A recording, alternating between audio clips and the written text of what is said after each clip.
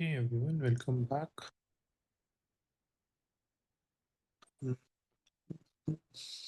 Minute. Just recorrect the camera. Okay, I think I pinged that we are going to start in 10 minutes, but I not everyone received the message. Cool. Good morning, everyone. So, yeah, how all of you are doing?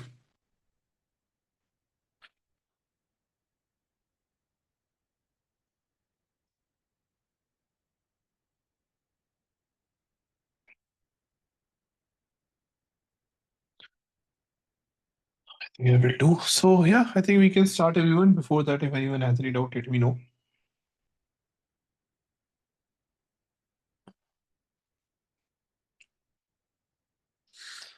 After ADK, we will start QAI. So, yes, see, that will either be QAI or your Agno. Oh, so we have done, we are going to do ADK. I think I've done the plan every time, but chalo, I will do it once again. Let me know if any other doubt is there. But low, I think anyone will be helpful. So after ADK, we will do QAI. Agno also we will have to do. The QAI ADK I want to do because it is better in terms of. Chalo, I will cover that. No worries, let everyone come. Meanwhile, what's the other thing? In it, I would like to know how do I resolve receive tool input did not match expected schema. Kind of annoying as it comes once in a while, not all the time. Raj, make sure that your model is pretty good and you provide in the proper prompt as well that this is the schema, right? So you have mentioned 3 N10 projects. I think we have done way more than that, right? Uh, well, I think we must have done more than that. Using EP5 project is pending. I will give you a video, okay? Don't worry. So, like in terms of project, we have done actually lots of these things. But if we have to go, I will to make sure that I give you more references, okay? So don't worry. Mhm. Do you have plan to cover guardrails? I will be covering that in like that will be getting covered in QA. So see again, there are many concepts, right? Callbacks is also left. So again, we have to make sure that everything is covered where it is normally provided natively, so you can understand. I have edited deployment question. You can ask that. I have a question about last class. Why do we use edit field on Telegram image trigger? Edit field is just like setting a variable. You can use it anytime. So totally on you. I normally use it so that I can provide variables nicely. Okay. What about OpenAI ADS? I don't think that was in the syllabus. Plus, highly, I will suggest don't run behind again number of frameworks. Try to see if it is genuinely helpful. Like if you ask me, honestly, though, you know these frameworks now. You, if I think you do these ADK and QAI as well, you should be at a very good point. So I don't think that is even part of the syllabus, but like I can generally just graze through it if you want, but you have actually have a full understanding in depth. So yeah. Can you share RTL implementing human in the loop in production using fast API? So Adarsh, I didn't get it exactly. Isn't it going to be exactly the same in fast API? You just have to do the same thing via in the API. Like you are just taking in the input and you will have to handle it. So it is not such as a concept. This is just properly on the software part only, right? That your API is able to take the input. What should we focus to be a good AI engineer? Getting overwhelmed in new frameworks and models. Basics of software development. A lot on the system design. Matlab, AI is genuinely very easy if you don't get in the hype. If I want to develop anytime solutions for my client, then do they need to have anytime instance on their cloud? Exactly, they will have to have. Why will you run it on 14-day free trial or on your local? Surely you will be doing that. So for that, actually, I will just be. I will show you once that how can you integrate. Like it's pretty easy. I think again we have done Docker. So via Docker way, just push your Docker image, the one which you created, and it will be started on your cloud. No worries at all, right?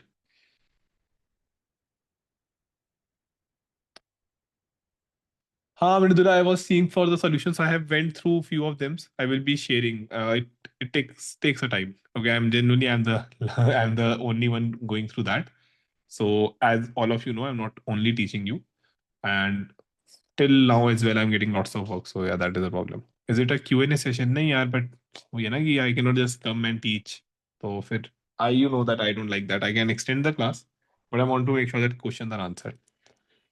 A curious mind should always be answered, else it is not able to focus. And I hope all of you are focused, right? Where can I learn system design? Many things. I will be teaching in around Diwali, so we can learn from me. Chalo, cool. Why don't you write an agent to analyze our submissions? Because Raman, see, the thing is, you will get to know. You can write one for me. I can write it, but the problem is that somewhere I want to see how you have done. So that is what I'm trying. I can use AI, but I still want to make sure that I understand how much you have understood. तो उसमें agent will miss out. ठीक है? Cool, cool, cool. I think we should be good to begin. Just let me quickly check if any issues are there. Let me do it. Mhm. Oops. This is a DK. This is a DK. This is a DK. Cool, everyone. I think we should be good.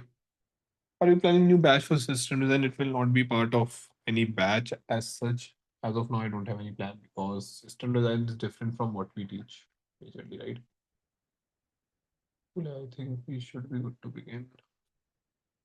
Just let me have it properly. I have to still think on the hackathon part of N8N, but let's see that. Mm, mm, mm. I'm using Vivaldi, the browser. My find only after trying out 15 plus browsers. Somehow I like that.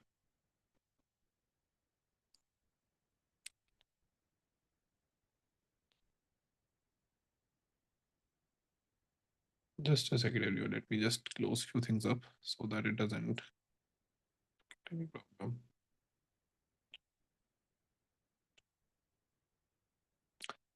Great. So, ठीक है. I think it has been 10 minutes of this and 7 minutes. So, LLM Ops, when will LLM Ops batch 2 will start? I think already the first batch is in the first part, right? So, why the batch 2 abhi se? Abhi to you can join the batch 1 only because I think I think it's the second project this week. Okay. Great. My YouTube channel, you can just go to my YouTube channel from here. Please subscribe if you haven't. Please. Chalo. I think all the question has been answered. Bringing up just one more time, when anything is running locally, it is not possible to authenticate Slack or Team Node as a redirect user is required to HTTP and localhost. HTTP and localhost to HTTP. Raj, please see the classes. If you are not attending the classes and revising them, I'm genuinely sorry. Okay. I think this problem we have done properly, like in depth. Okay. Will there be a live class on system design? Don't know. That I will be teaching because I like system design. Like I like to draw those boxes, make sense of things, making them to life. In render, if you change the localhost, we can host it in 24/7. Ajish, again, everyone, it is already changed. So I'm not sure why you're not listening when I'm teaching these things. N8N localhost is anywhere public URL. So yeah. Okay, I think will you create an entire project like CI/CD tools in cloud like AWS? I will be using cloud like AWS. CI/CD I will not be doing. Matlab, again, I will see that I can do that with one last project. We can do that. I'm not sure that why how the software development why things जो है all the software development things why do they get affected? Like they are anyway all the same, right? We can have a ML ops or some tracing software that should be fine. ठीक है. I think that those are all the questions, everyone. Okay, chalo, let me start now. Let me just quickly share my screen. I think the screen should be shared. Today we are going to start with a totally new thing, and we are going to start and do it in a little bit separate way. So I will quickly tell you how we are going to do it. Right? Where is Slack? ठीक है. So this is your batch, everyone. As far as I remember, we will be having multiple things. Now I think all the things have been shared. Acha, I have shared each and everything. I think you will find way better notes and everything on N8N as well, right? So just go through it once. I think everything has been shared. In the GitHub, each and everything is present. Okay? Chalo.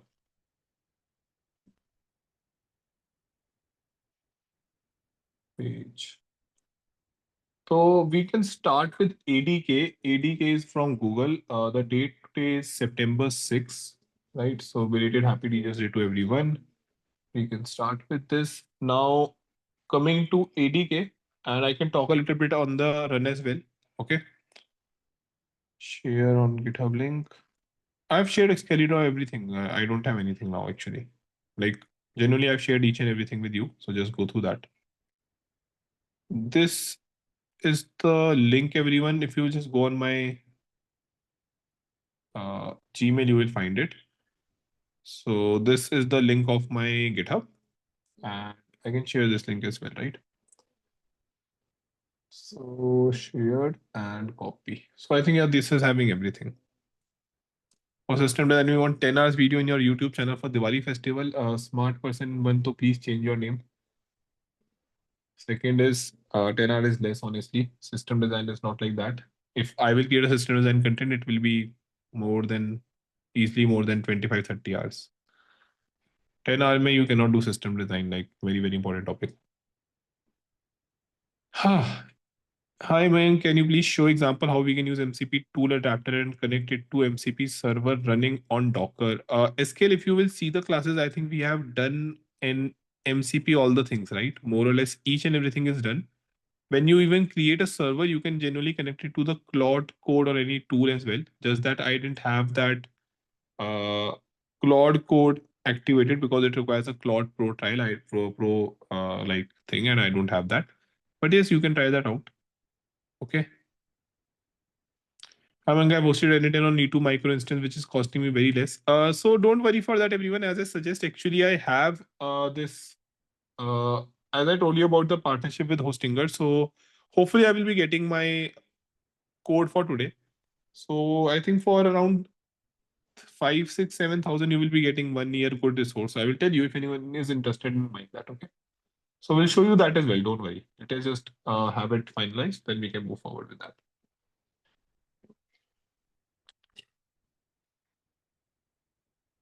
Great. So I think all the doubts are done. Let's now start with the topic today, everyone. NA10, please revise. I think we have gone through lots of things there. I will just quickly show you that thing as well. So hmm, this is my GitHub, right?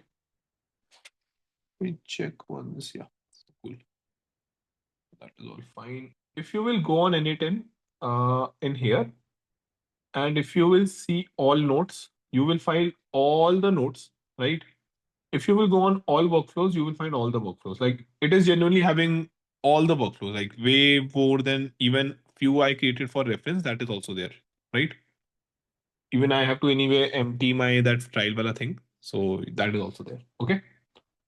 Go through it. You will find each and everything, no matter what you're looking for to. So yeah.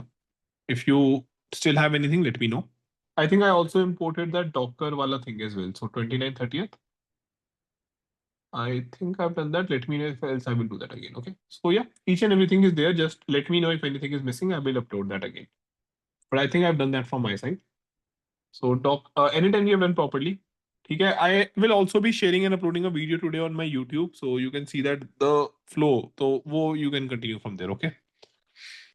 The video is completed. So if I have to show you the results, I can show you the results. Yeah, see. So I gave it this particular image of mine, this particular image.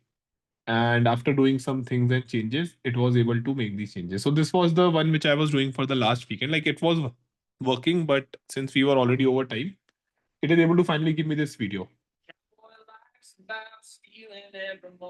So I like it pretty nicely only because I'm looking smart.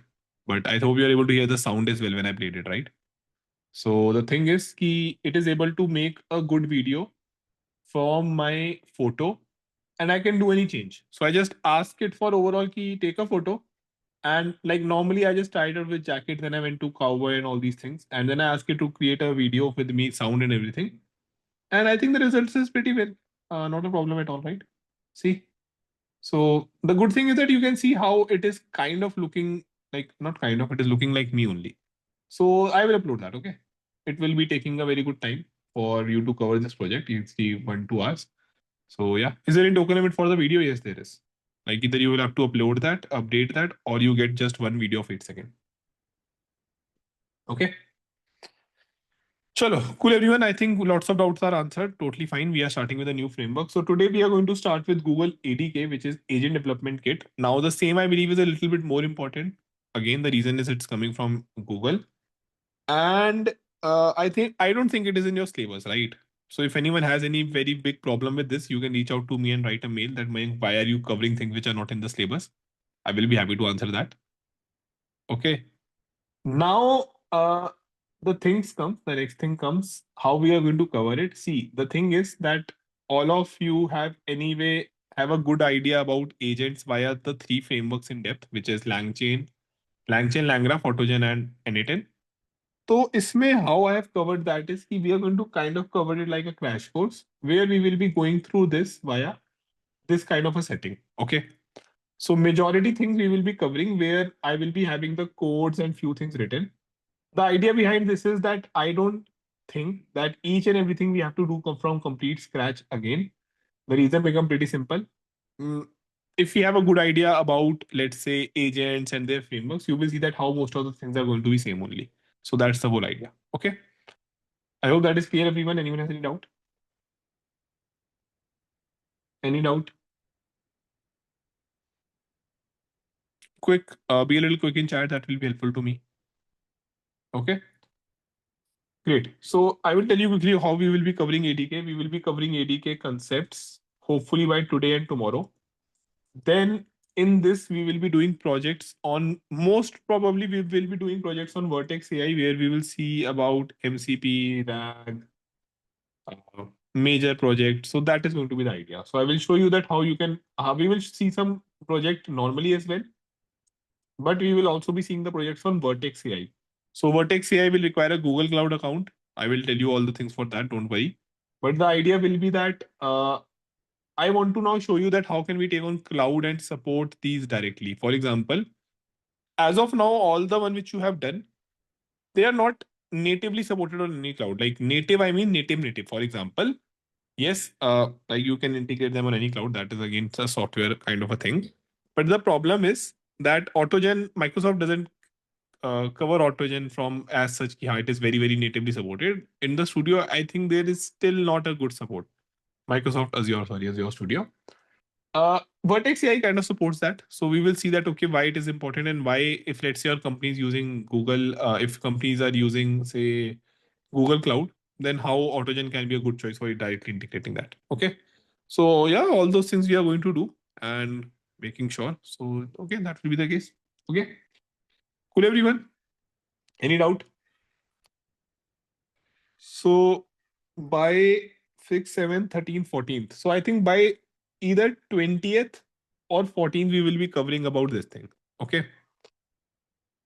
That's the whole plan, everyone. Any doubt? Quick, be a little quick in asking.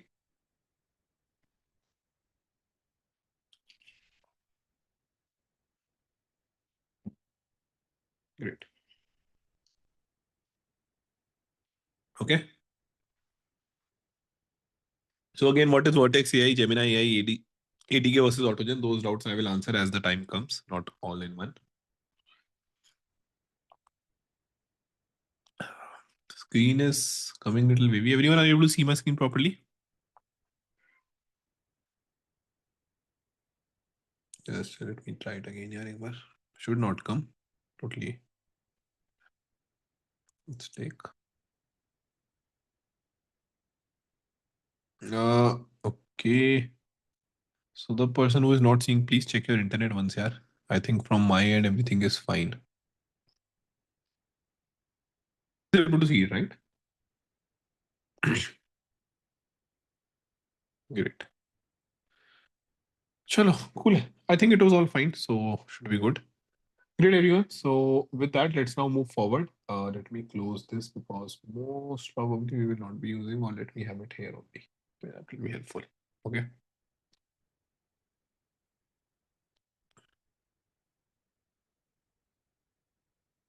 Cool. So yeah, with that, I think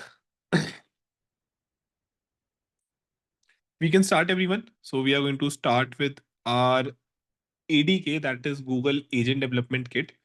Now coming to Google Agent Development Kit, as the name has it, it's from Google. As you can see, google.github.io.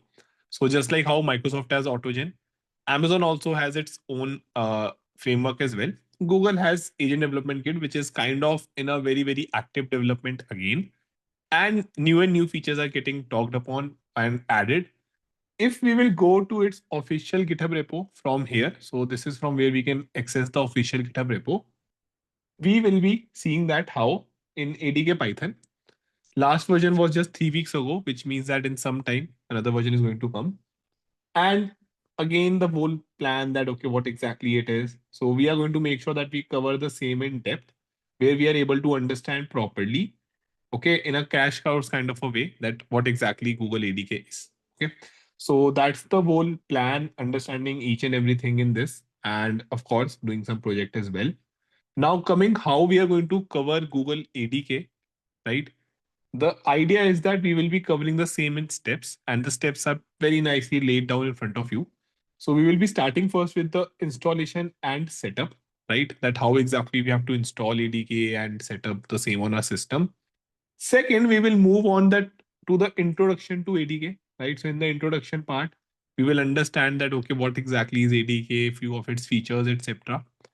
Then next we will jump on to the agents in ADK, like what exactly are agents in ADK, different kinds, how can we play around with them, how can we send them any task, how do they collaborate with one another, all these things we will be learning. Then we will jump on to the next topic, which is going to be structure output. Now, these are all the topics which you must have seen in other frameworks as well. The idea is pretty straightforward that all these frameworks, they are having different way of doing the same thing. So it is very, very important that you understand that how exactly we have to do that. And in the previous, again, we have seen the same in the autogen as well, that although these were majorly the things which we were doing, but yeah, there are different ways of doing it. Then next will be configuring the model. So just like how Google has a ADK has a very good support of Gemini, but not everyone might have a Gemini key. So what we will be doing instead, everyone, we will be making sure that how we can try, or we are able to integrate other models as well. So models just like your AI brain. So from ChatGPT, from let's say Claude, and even your OpenRouter or Olama as well. So each and everything can be easily tested. Next, we will go through the tools, everyone, right? So tools, just like how they have in different frameworks, and normally in agent as well. So the understanding is that we will be understanding about tools. Next up, something specific to ADK, which is session runner and state. So this thing kind of comes around the architecture part of ADK. Now, since it is a little bit tricky, we will be covering that after we see the working and everything, and then it will make a lot more sense, right? So this is also a little bit thing which we have to understand in depth when we are talking about ADK, because when we will be moving our system to the production, then that is where this kind of thing we might have to ourself control. So it will make a lot more sense when we will cover the first five, six topics and then move on to the seventh one. Then multi-agent system, just like how we have a single agent, we can have multiple agent working together. So that is also a little bit different in ADK. So we will see the same in depth as well. After that, we will see the workflow agents. So what exactly are these workflow agents? How many different types of these workflow agent are there? How are they divided? And we will see the same by a practical as well. So it is very, very clear. Then callback, again, a very, very important feature. Coming to callback, it is a feature in which, like which you can have in any framework, right? But we will try to understand how ADK supports the same right out of the box and what might be the benefit of the same. Then we will see MCP with ADK. Now the same is very, very important, because if you have covered about tools, and when we talk about multi-agent system as well, then it is very, very easy if we are able to attach MCP to your agent, right? So that is the whole idea. And MCP makes your agent a lot more powerful. So that is the case. And then finally, we will be concluding all of those with a project. So that is going to be the whole flow of our case. So starting from the very basic, the installation and setup, all the way to the project. Now, throughout what I have done, I have kind of created some notes, right, which all of you will also be getting, so that you can go through the notes, right? Easily you can understand the same. And the coding and the practical part, I will try to code and show you the same as well, so that you are easily able to understand each and everything. So that is going to be the whole plan, so that we are able to understand and master ATK in no time, rather than going around each and everything. And one more thing, we will be heavily understanding the same via documentation. There are multiple reasons for the same. Documentation A is the best way. So I want that all of you understand how to go about documentation. Second, with the thing in active development, whenever there will be any changes, right? So you can surely come, and this is the place where you will see the changes happening. So this is one more reason that we will be specifically focusing and understanding from documentation.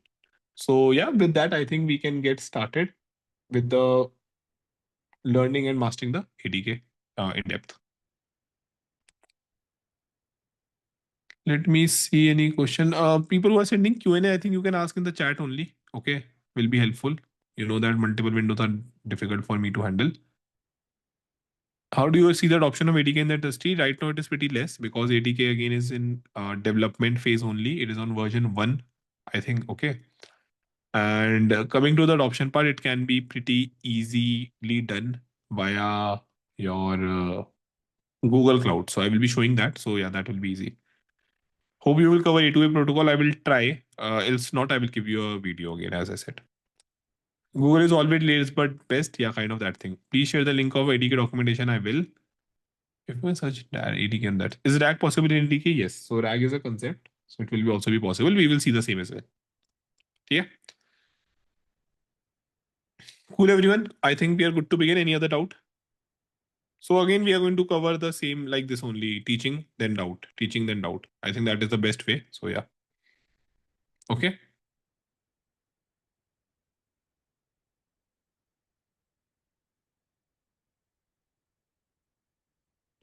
Both Autogen and ATK still in initial stage. What should be used? Autogen is a little bit mature now, so you can use that.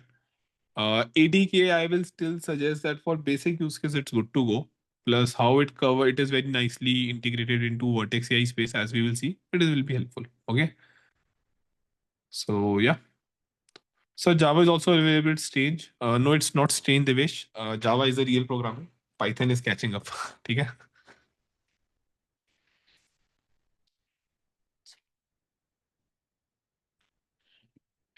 Great, everyone. So yeah, let us start.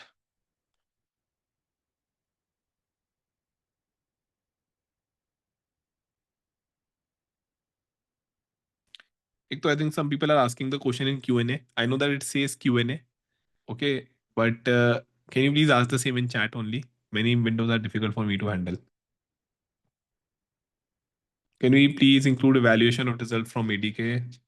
It already has an evaluation window, so you can just check that. But I will also check that. You have mentioned that you will cover up leftover part of RAG that Sunny has left. Hope you are using the same. Ratandeep, I think RAG, no part was left. It was left in LangGraph. Okay. Is ATK paid? No. Can we include SQL-based query in agent? How to do Mayank? Ramprakash, I think you can connect with me towards the end. We will discuss that. Okay. I'm good. Did intern position filled? Yes, I did got some people, but one person I got from outside. Another person I got from who is like I think one of the kid of person who is taking the class. Okay, great. So I think other questions you can ask afterwards, everyone. That should be fine. Great. Uh, cool. One out of the box question. Can we write all agentic framework in Java? Yes, you can. Do we have any reference for the same? I think again the SDKs are not provided very nicely for Java. In ADK as well, if you will see, Python is kind of a lot ahead than Java, right? So I will come to that. Don't worry. Which framework referral? I will compare them. Okay. Can you compare a long form YouTube video, LangChain and LangGraph? I will do that. Don't worry.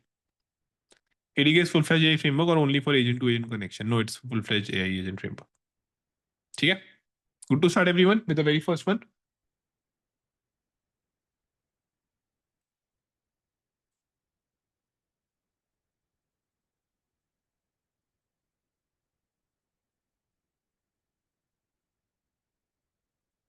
Finding something. What I'm finding, yeah, finding this.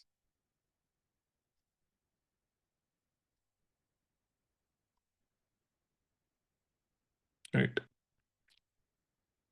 Chalo. So let us begin again. For the next around 15 minutes, we will be teaching. We will be understanding about installation and setup. If you want, you can do that with me. I will be in some time providing you with these all as well. Okay, so don't worry of anything.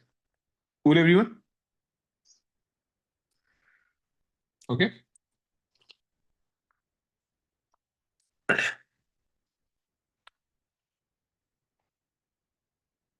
So I like this way of teaching. Even I'm able to focus properly. Cool. So great, everyone. Now let's move on to the very first step that is going to be your installation and setup. So the very first thing which we will have to do, just if we go on say Google and search for ADK, because of Google to Google connection, we can see this very first link, which is the default Google Agent Development Kit link. This is Windows Assessment and Deployment Kit. It is no framework, so don't get confused. You can click on Agent Development Kit, which is going to be your entry into the world of ADK. Okay.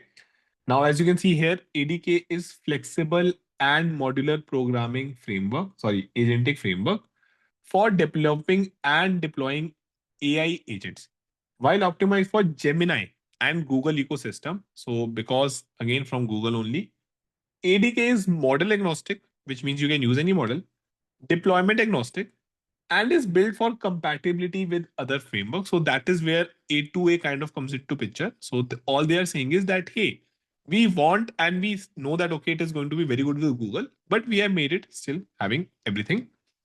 ADK was designed to make agent development feel more like software development. So pretty good thing for any software development out there to make it easier for developer to create, deploy, and orchestrate agentic architecture that range from simple tasks to complex workflows. So I think cool enough definition, everyone.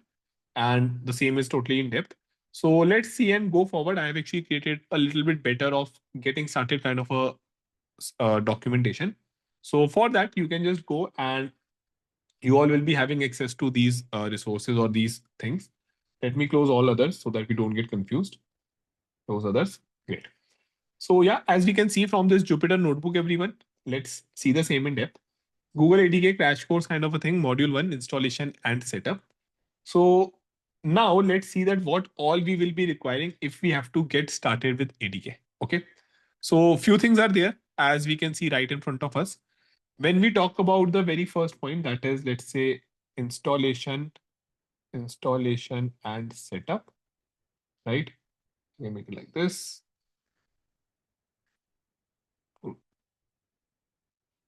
So coming to installation and setup, everyone, we will be starting off, and it is a very, very good thing if you have a Gmail account. Now, the reason for having a Gmail account is that, again, Google to Google, you will be requiring to create a Gemini key. Like, again, we can use it with anyone, and I will be showing you that. But as the official website also states that how it will be having a very good support for the Gemini key or via the Gemini and the Google Cloud. So for that, it will be very good if we can go to Google AI Studio and create our key, right? So I will be showing you the process. Let's quickly see the process. Now you can just go on Google, search for AI Studio Google, and just click on this very first one. Build with Gemini, AI Google Studio Gemini. Okay, not this one, my bad. Let's go a little down. Yeah, Google AI Studio, this one. Okay, so Google AI Studio. Now, in this link, what we all will have to do, everyone, we will have to make sure that we go to this get API key, right?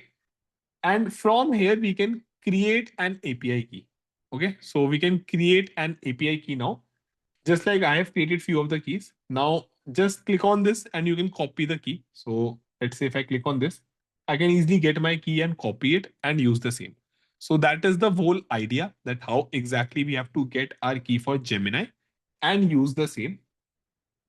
Now, once we have the key, which we will be using further, right? I have written the steps inside this image as well, that first, second, create the key, and third, then we can directly use the key. The whole idea now becomes that we will also be able to use it in future, right? To create a Google Cloud account. So Google Cloud account. Okay. So again, generously, Google Cloud gives you around $300 for 90 days. We will be seeing the same if required. But the idea is that you can go on and search for Google Cloud, and it will take you to Google Cloud GCP, from where you can create your account. So initially it is not required, but if we do plan to take our projects to production via Google infra, GCP infra, then it will be a lot required. So that is the idea, right? So now with that, we have make sure that we have the key with us. So this is the very first step, not dependent on anything, key of Gemini, right?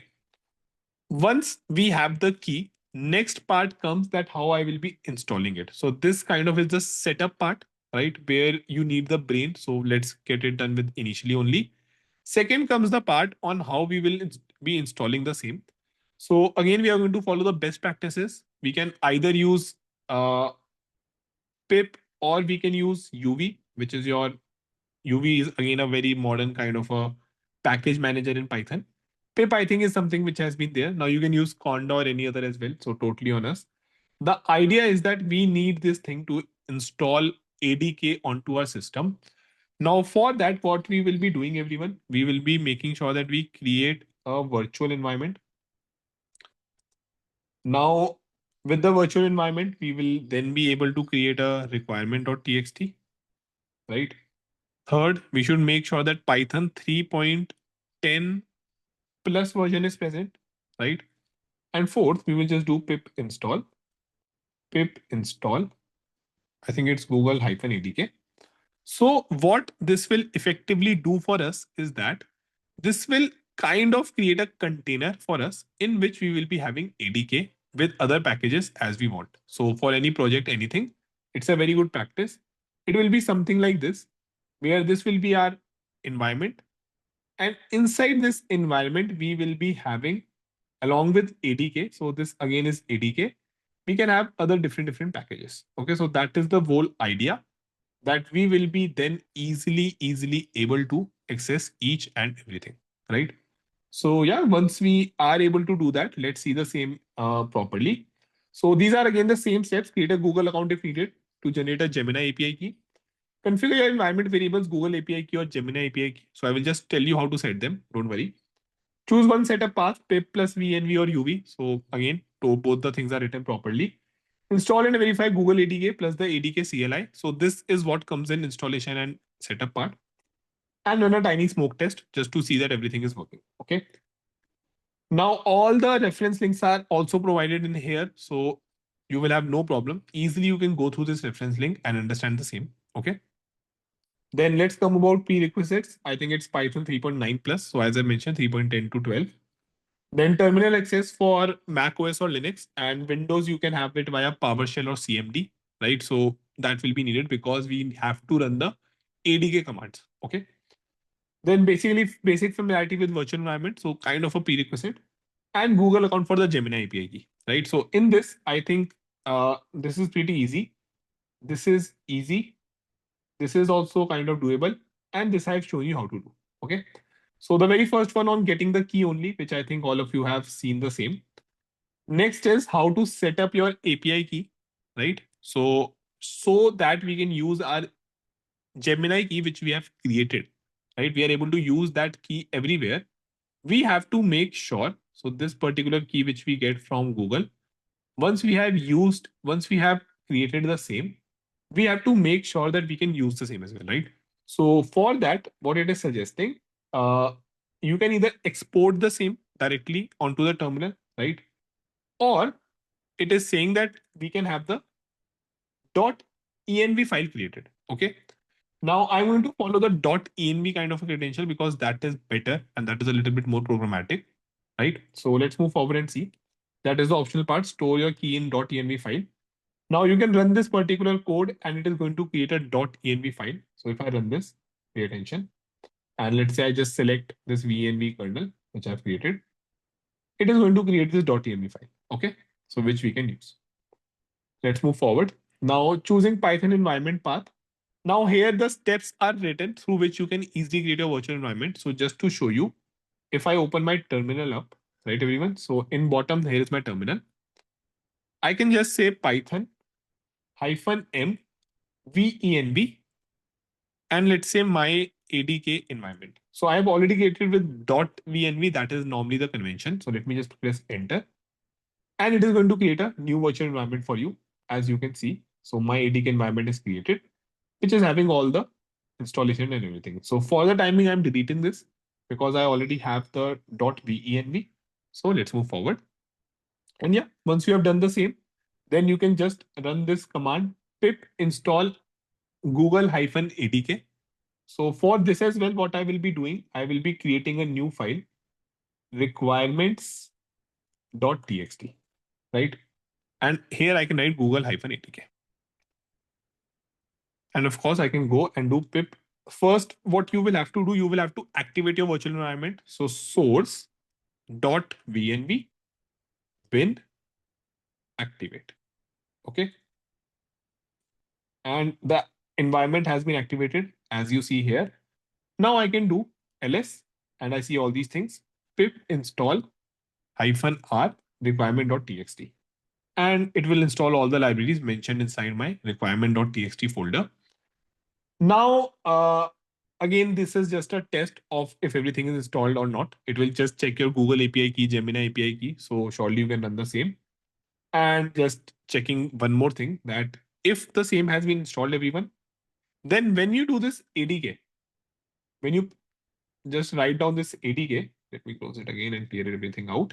ADK, then you should be not getting any error. Rather, you should be getting something like this: API server, create, deploy, run, web, eval, all these things you will be getting. Okay. So yeah, each and everything is mentioned in this particular thing where troubleshooting as well is mentioned. So if you face any problem, you will be able to easily check the same, and it is valid for all the OSs, Windows, Linux, and Mac. So you will not be facing any problem.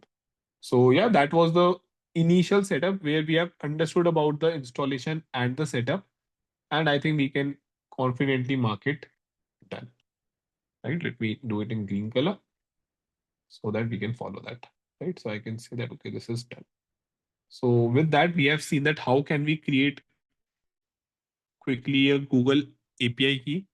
Now it will have some limits. I'm not really sure about the free credits, right? You might have to load some credits onto your Google account as well. So you can just check that out quickly.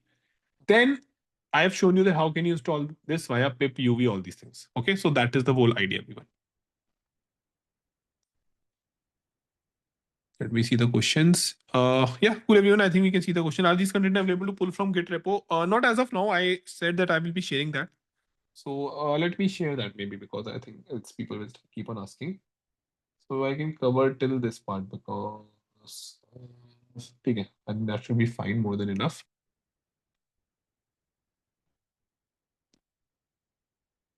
Everyone, meanwhile, you can ask your doubt.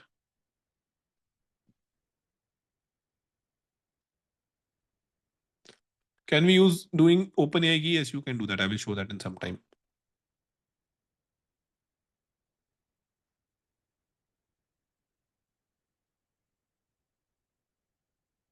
Mhm.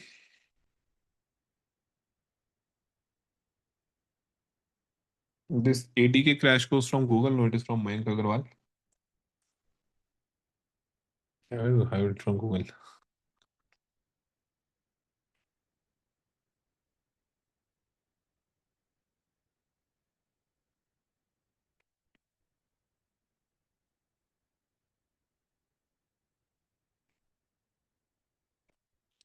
One minute, everyone. I'm just pushing it. Meanwhile, you can ask your doubt. Okay.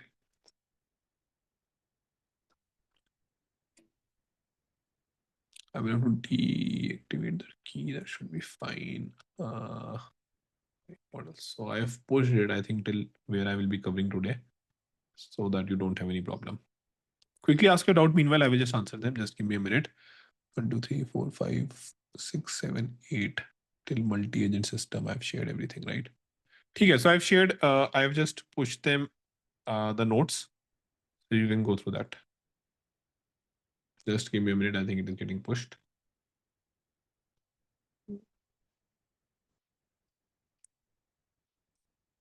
Okay. Yeah. So if you will go everyone on my GitHub, then in the GitHub,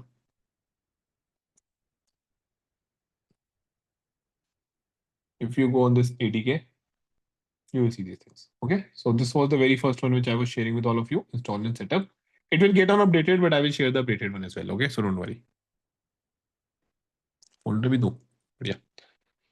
Chalo, let me see quickly the doubts. I think I've covered for 10, 5, 7 minutes. That should be fine.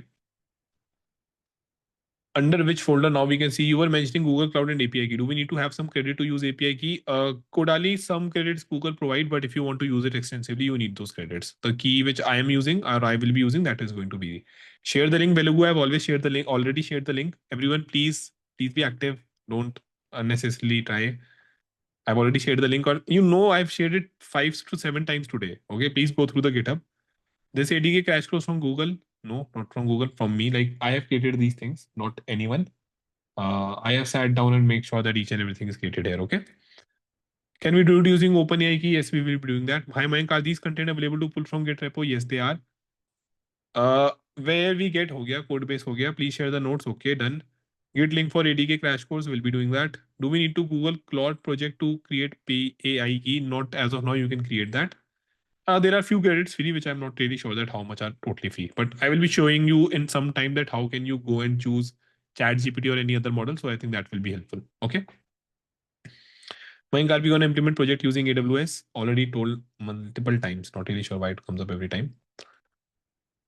Do you think it makes more sense to learn ADK as it is better multi-agent framework vis-a-vis LangGraph? I think it makes a lot of sense to learn ADK because it is from Google and it is very much nicely integratable with Google's thing, right? So that is why it makes a lot of sense. Okay.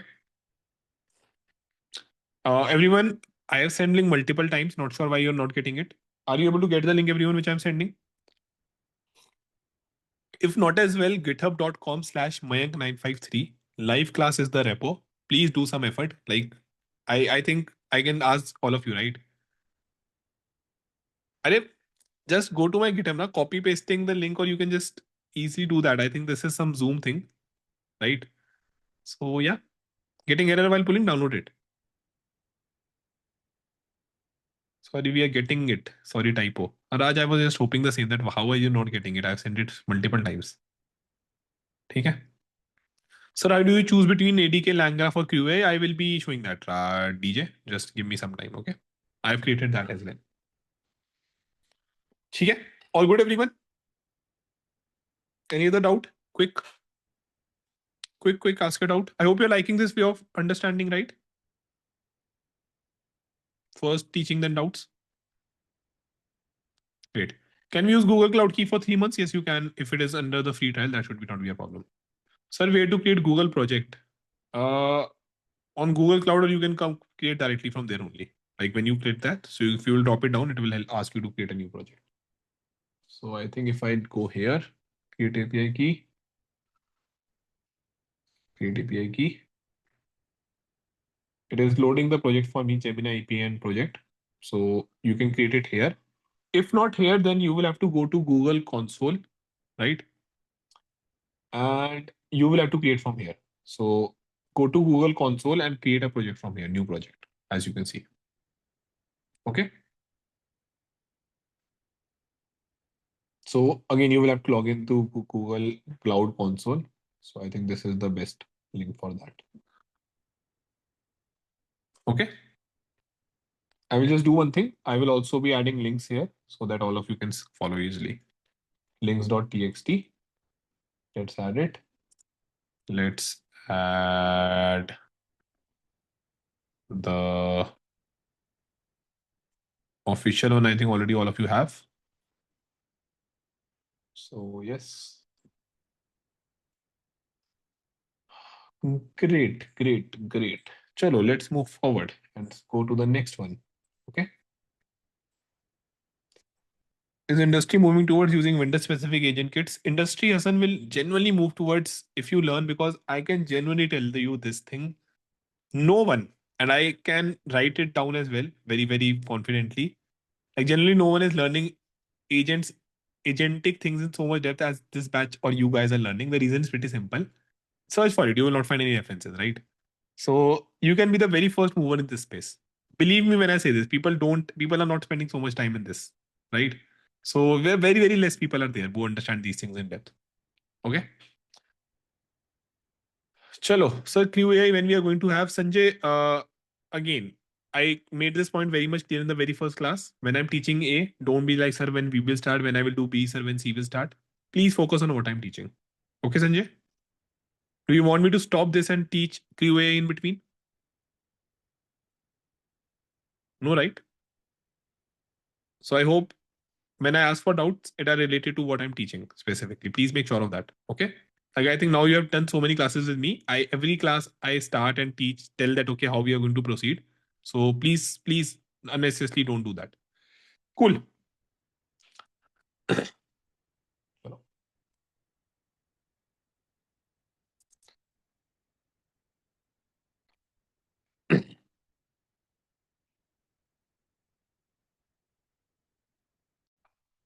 If pulling is creating a problem, just download the same. Okay. Just go to GitHub and download it. Okay, everyone. I think some name issue might be there. I will fix that. Just download it directly. It might be due to some name. Just go to GitHub and download it. It will be easy for you, I think. So you go to this iClass, uh, download from here. Code, download zip. Okay, cool. Majorly it happens sometimes. The name issue cause a problem. वो थोड़ा सा due to the encoding etc. चलो. So cool everyone. Now with the installation and the setup part clear, let's now move on to understanding about ADK. That is where we will be seeing that what exactly is ADK, right? So let's go on to the next one. And in this, I have explained about ADK in depth. So Google ADK, module 2 introduction to ADK and comparisons. So in this module, we will be understanding a little bit more about ADK. And along with that, we will be comparing the same with its contemporaries. Okay, so that is the whole idea. So let's see the same. Here we will understand what ADK is and why it exists, core building blocks, architecture and mental models. So a little bit idea on that. Workflow patterns. So again, these are basically all the things which we are going to cover here, like not just in this particular module. So let's move forward. ADK is again a flexible modular framework, the definition which was there present on the official website. This is the exact kind of a definition, right? Then you can see that how ADK has multiple components like agents. Agents are self-contained execution unit that pursue goal, call tools, and can coordinate with other overall clients. So the other agent, sorry, that is the whole idea about agents, everyone. Then similarly, we have the tools as well, right? So now I think each and every one of you will have an idea that if you have seen any of the previous thing properly, right? I'm pretty sure that these things will be clear, though we will be seeing the same as well. Tools, agent capabilities, workflow or agent that okay, is that workflow going to memory or message carry container guardians hooked into lifecycle stages for safety logging and control. Dev experience include an ADK CLI and an interactive web UI for local testing. So we will be seeing all those things as well. Now, again, agent, tool, memory, all these things I've covered and just try to give you an idea. Right. So when we talk about agent, agent is a goal level unit that can reason, call tools and produce output, much like us humans. Then tools, we have built-in tools, everyone, right? So in this voice is breaking. Let me check. Hmm. Is the voice still breaking, everyone? Just a minute. Let me change it. Should not be. I didn't see any.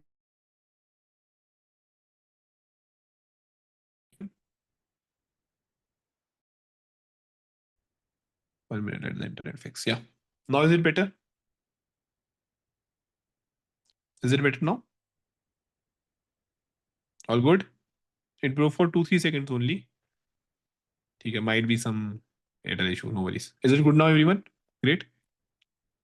When did the voice get started breaking in the starting only?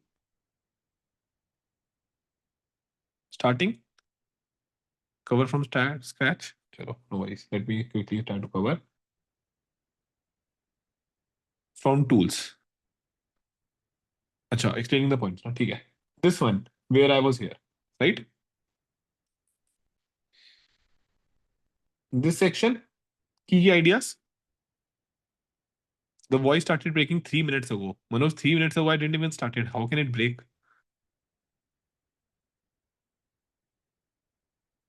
Chalo. Cool. Chalo, I will start from this, everyone. ADK, what is ADK? So let's start. So as it is written, ADK is a flexible modular framework for building and deploying AI agents, optimized for Gemini, but model agnostic. Now, again, this is kind of a same definition which was there in the official documentation, because again, official documentation is the truth. So it is just being kind of a paraphrase. Uh, but model agnostic, you can also use GPT or Cloud. So here I specifically mentioned that what exactly these terms means. And deployment agnostic, so local or cloud. It aims to make agent development feel like standard software engineering, clear configs, testable units, composable workflows, and an integrated developer experience. So we call that a DX, where it is CLI plus web UI. So both of things are present. Okay. Now again, key ideas are agents, tool, workflows, memory or session state, callbacks, guardrails, or dev experience. So the whole point here is that I'm kind of giving you a full reference that how in ADK we are having these small components. How we have the agents, right? That is going to be, of course, the major part, agent development kit. And again, in agent, we have tools, we can have guardrails, we can have the whole memory for an agent. Then we can have the session and state. So we will be seeing these things in depth. ADK is a little different from other frameworks like Creo AI, Autogen, etc. So that is very important to understand. Now let's move forward and see the core concepts. Now, if you will go onto the official website here as well, everyone, you will see that agent tools, session memory, callbacks, artifacts. So these are the things which are written, right? So the idea is that can be able to easily understand this properly. So, and then in depth as well. So we are able to use the same while creating our projects in ADK. Okay. Let's see the same as well now. Agents, an agent is a goal-driven unit that can reason, call tools and produce output. So again, just like us digital human, agents are able to do things just like we human do. So they can use tools, they can produce output and reason as well. A root agent is your entry point. It can delegate work to sub-agents. So again, it is talking about how we have multi-agent system. And again, don't worry, we have this properly here in this module where we are going to cover it. Multi-agent system in ADK are built by composing multiple agents with defined responsibilities. Then we have tools, again, three types: built-in tools, function tools, and third-party tools or agent as tools. So basically using your tools with something else. Then workflows, sequential, parallel, loop. So we will see that how different agents can interact with one another. Memory and session state is a little bit different. It is also different how ADK handles the same. So again, very important that you understand it properly. Uh, Callbacks and guardrails. So again, we will be covering about callbacks and guardrails, which is kind of a safety mechanism, just making sure that we are getting what we are wanting. Okay, so that is the whole idea. Now let's come to the mental model and architecture. So again, it is loosely inspired. The architecture will be a lot clearer once you understand few things. And then when we go to the session state and runner type, right? Because it runs in a little bit different manner. Like the way it has been architected, it is a little bit different. But the whole idea becomes that we will be having a client, UI, API, or test. It can get a request. Now, a request will be via a root agent. This root agent can delegate, they can use tasks and all these things. Okay. Now, let's see and compare ADK with other frameworks as well, right? So before that, I would just like to go and show you a few of these things from directly from the website. So flexible orchestration, define workflows using workflow agent. So we will see the same, that how we can have a flexible automation going from, let's say, this one agent to other agent, or let's say agent working in parallel as well, right? Or how they can work in a sequential manner as well. So all those things we will be understanding, everyone, right? That how exactly that works. So I believe that will be very easy for all of you to understand. Now, with this clarity, next is multi-agent architecture, build modular and scalable applications by composing multiple agents in a hierarchy, right? Rich tool ecosystem. So just like any other frameworks, it provides many inbuilt tools. You can use your own functions, or it provides third-party libraries like LangChain and QA via wrapper. Deployment ready, containerize and deploy your agents everywhere. Run locally, scale with Vertex AI agent engine. So that is again something very, very important with respect to this thing.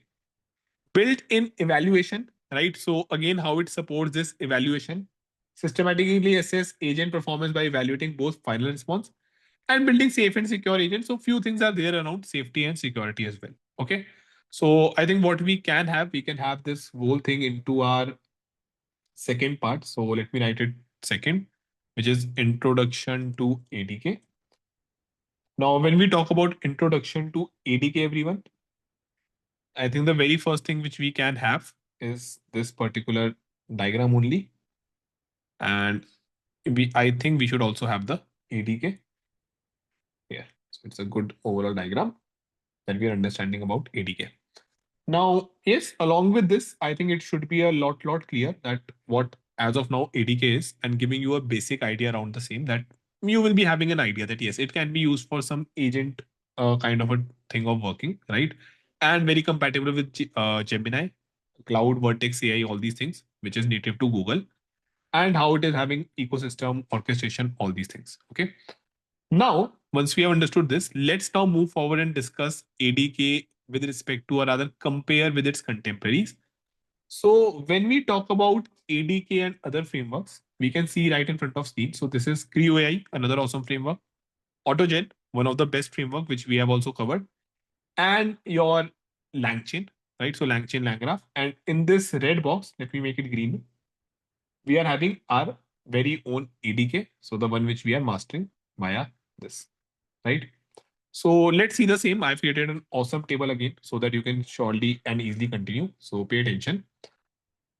Now, comparing them, uh, like let's say apple to apple is not very straightforward, but I've still tried to make these things because the whole way of architecture, the way they have been created, right, that is very much different in different frameworks, right? But initially, I believe that any framework which you are learning, if you're able to understand that okay, from where it is coming, how does it compares, that overall gives you a better idea in making the decision for your softwares or for your use case, right? For that, let's now see, everyone, feature or concern. These are the libraries as you can see right in front of you, and these are the features. So core focus, modular agents, tools, workflows, strong developer experience, like dev UX means developer experience. LangChain or LangGraph, general LLM, right? App framework, LangGraph for durable controllable agents. Creo AI, role based, multi agent queues plus flows for deterministic uh, orchestration. AutoGen, we know that it is event driven multi agent conversation, human tools, LLM in the loop. Then built in tools, it is having Google search, code exec. It is also having few of the tools. Creo AI has lots of tools. And AutoGen, we know that okay, agent tools, human in the loop, all these things are present. Then again, models, I think mostly all of them can be connected with any of the models. So that should not be a problem. Workflows, again, more or less, each and every framework is going towards the part where you can create any workflow. Now, LangChain and LangGraph is pretty helpful with that case, that how you can create any workflow. Coming to say something like AutoGen, it has multiple different ways of doing the same, and you can also have the graph flow as well there. And in ADK, similarly, we have different workflows. So when we talk about workflows, it just means that okay, if you have multiple agents, how do you want them to connect with one another? So let's say 1, 2, 3, 4, 5. Do you want to connect them sequentially, just like this? Or do you want them to be have some parallel kind of a thing? Or something in a loop kind of a thing as well? So this is what is meant by workflows, right? Because as the use case becomes a little complex, we will have different workflows. Again, then we can talk about dev tooling, how it is having ADK CLI. Langsmith, LangGraph, of course, is present with LangChain, right? CLI plus template for Creo AI, it is also pretty good. Microsoft AutoGen already has like the whole SDK, plus it has a studio and research tool. So it can integrate with again Microsoft tools. That is the whole idea. out of the box, it doesn't have those tools present. Then productionization, I think more or less everyone does support productionization via your simple Python thing, right? Simple software development practices. The benefit is that ADK is pretty easy, right? You have the out of the box ways of doing it with Vertex AI. LangChain, LangGraph similarly have few of the LangGraph deploy and other features. Creo AI is Python first, community driven. Autogen is also Python first, event driven. Okay. So Autogen doesn't have some direct library or something via which you can push it to AI. Not as of now. Sorry, not push it to AI. Push it to Microsoft Cloud. That is Azure. I'm not sure if they have added it in the latest version. Last I checked, it was not there. Then productionization, Vertex AI, I think we have discussed about that. Where it shines, opinionated agent workflows, built-ins, and developer experience. Huge ecosystem plus graph control. The team of agent persona workflows, and it is conversational multi-agent protocol. So this is very, very important that where each and every of these things shine. Okay. And watch out kind of a thing because the kind of thing which are specific to this, some built-in are Gemini only and maybe root agents. Rapidly evolving APIs, LangGraph migration. Autonomy can be harder to constrain, and conversation-centric design requires orchestration care. So with this table, you will be able to get a lot better idea if you have a good overall hold of these frameworks, that where exactly are they be having. Okay, so that is the whole case, everyone. Now let's see the strength and few limitations. So clean separation of agents. Now again, this will make a lot more sense when we cover this. But yeah, I think you all can easily go through this. And here I've also written that which framework you can choose. So ADK we can choose when we have the first class workflow agent, strong Gemini integration, right? Or let's say Google Cloud, clean separation between agent, tool, and orchestration. LangGraph LangChain maximum ecosystem and integration and graph semantics, because again the idea is it is the most oldest one, right? So it has been well tested in the market. Langsmith tracing and evals and platform deployment options. So again, that is Langsmith, LangChain, LangGraph, LangFlow. This is a pretty cool and tightly knit integration ecosystem where you have multiple things present.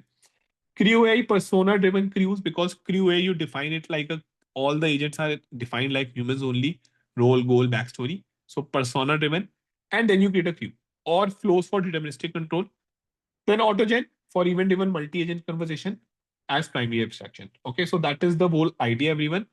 And you can mix and match means that again, Google has A2A, which is agent to agent communication, in which we are able to just connect multiple agents, right? So if you will go on the official documentation as well, in bottom somewhere you will see the reference to A2A. So where have they moved it? Yeah, A2A protocol. Okay. So yes, everyone, I think with that, we have understood about a good introduction to ADK. ADK. Now I hope you have a good idea that what exactly it does. Little bit idea. We will be seeing the same as we go forward. And we have compared the same with different frameworks so as to understand the same a little bit better, right?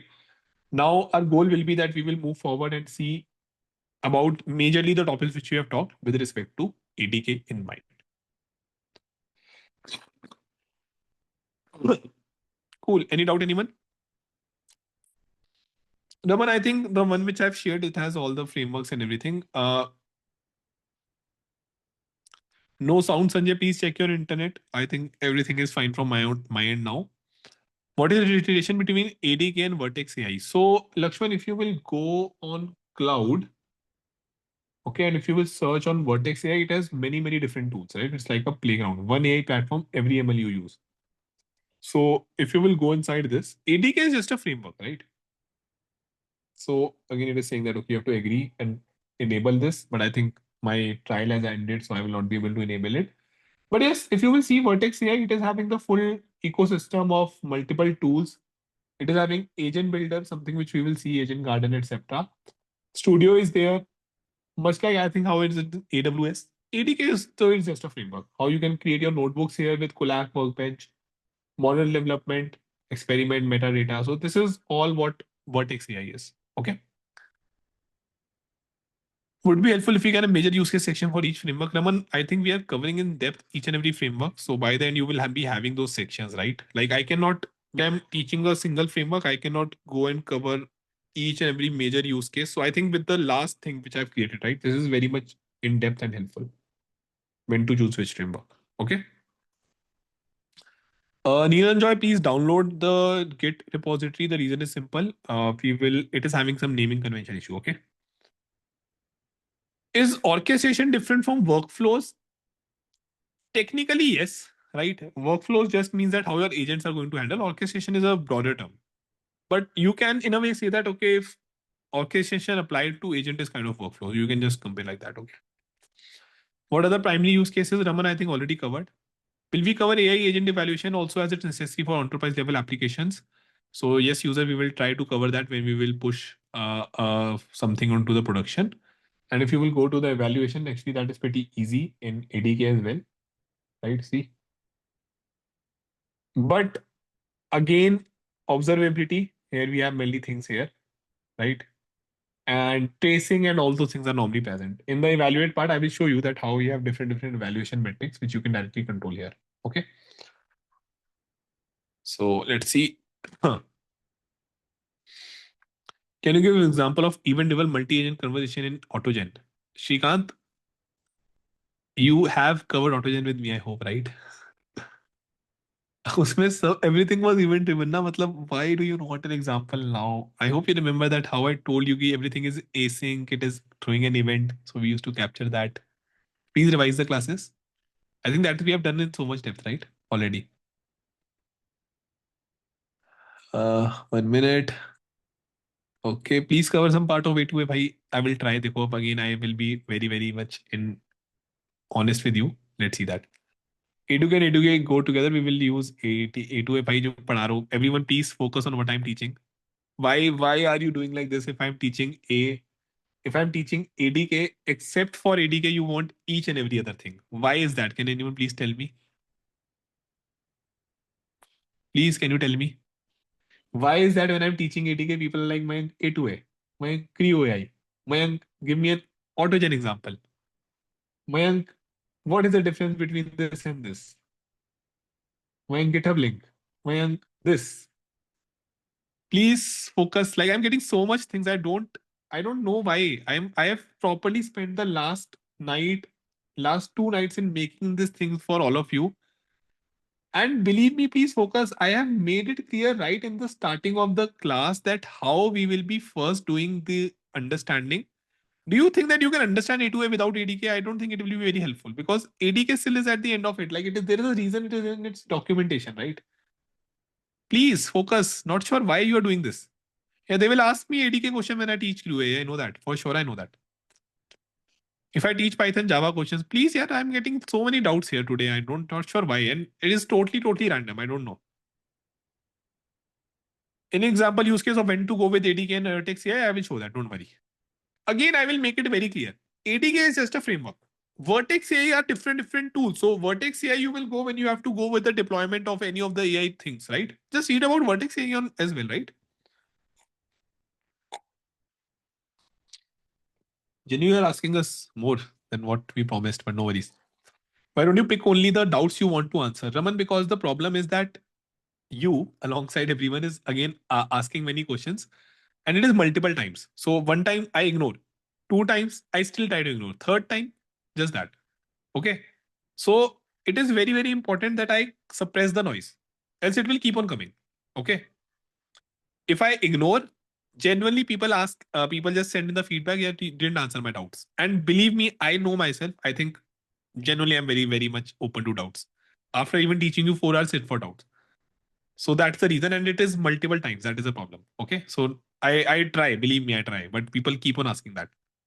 These questions which I took, everything was almost 2 times or 3 times in the chat. Chalo, I think yeah. Any other doubt, everyone? Any other relevant doubt, everyone?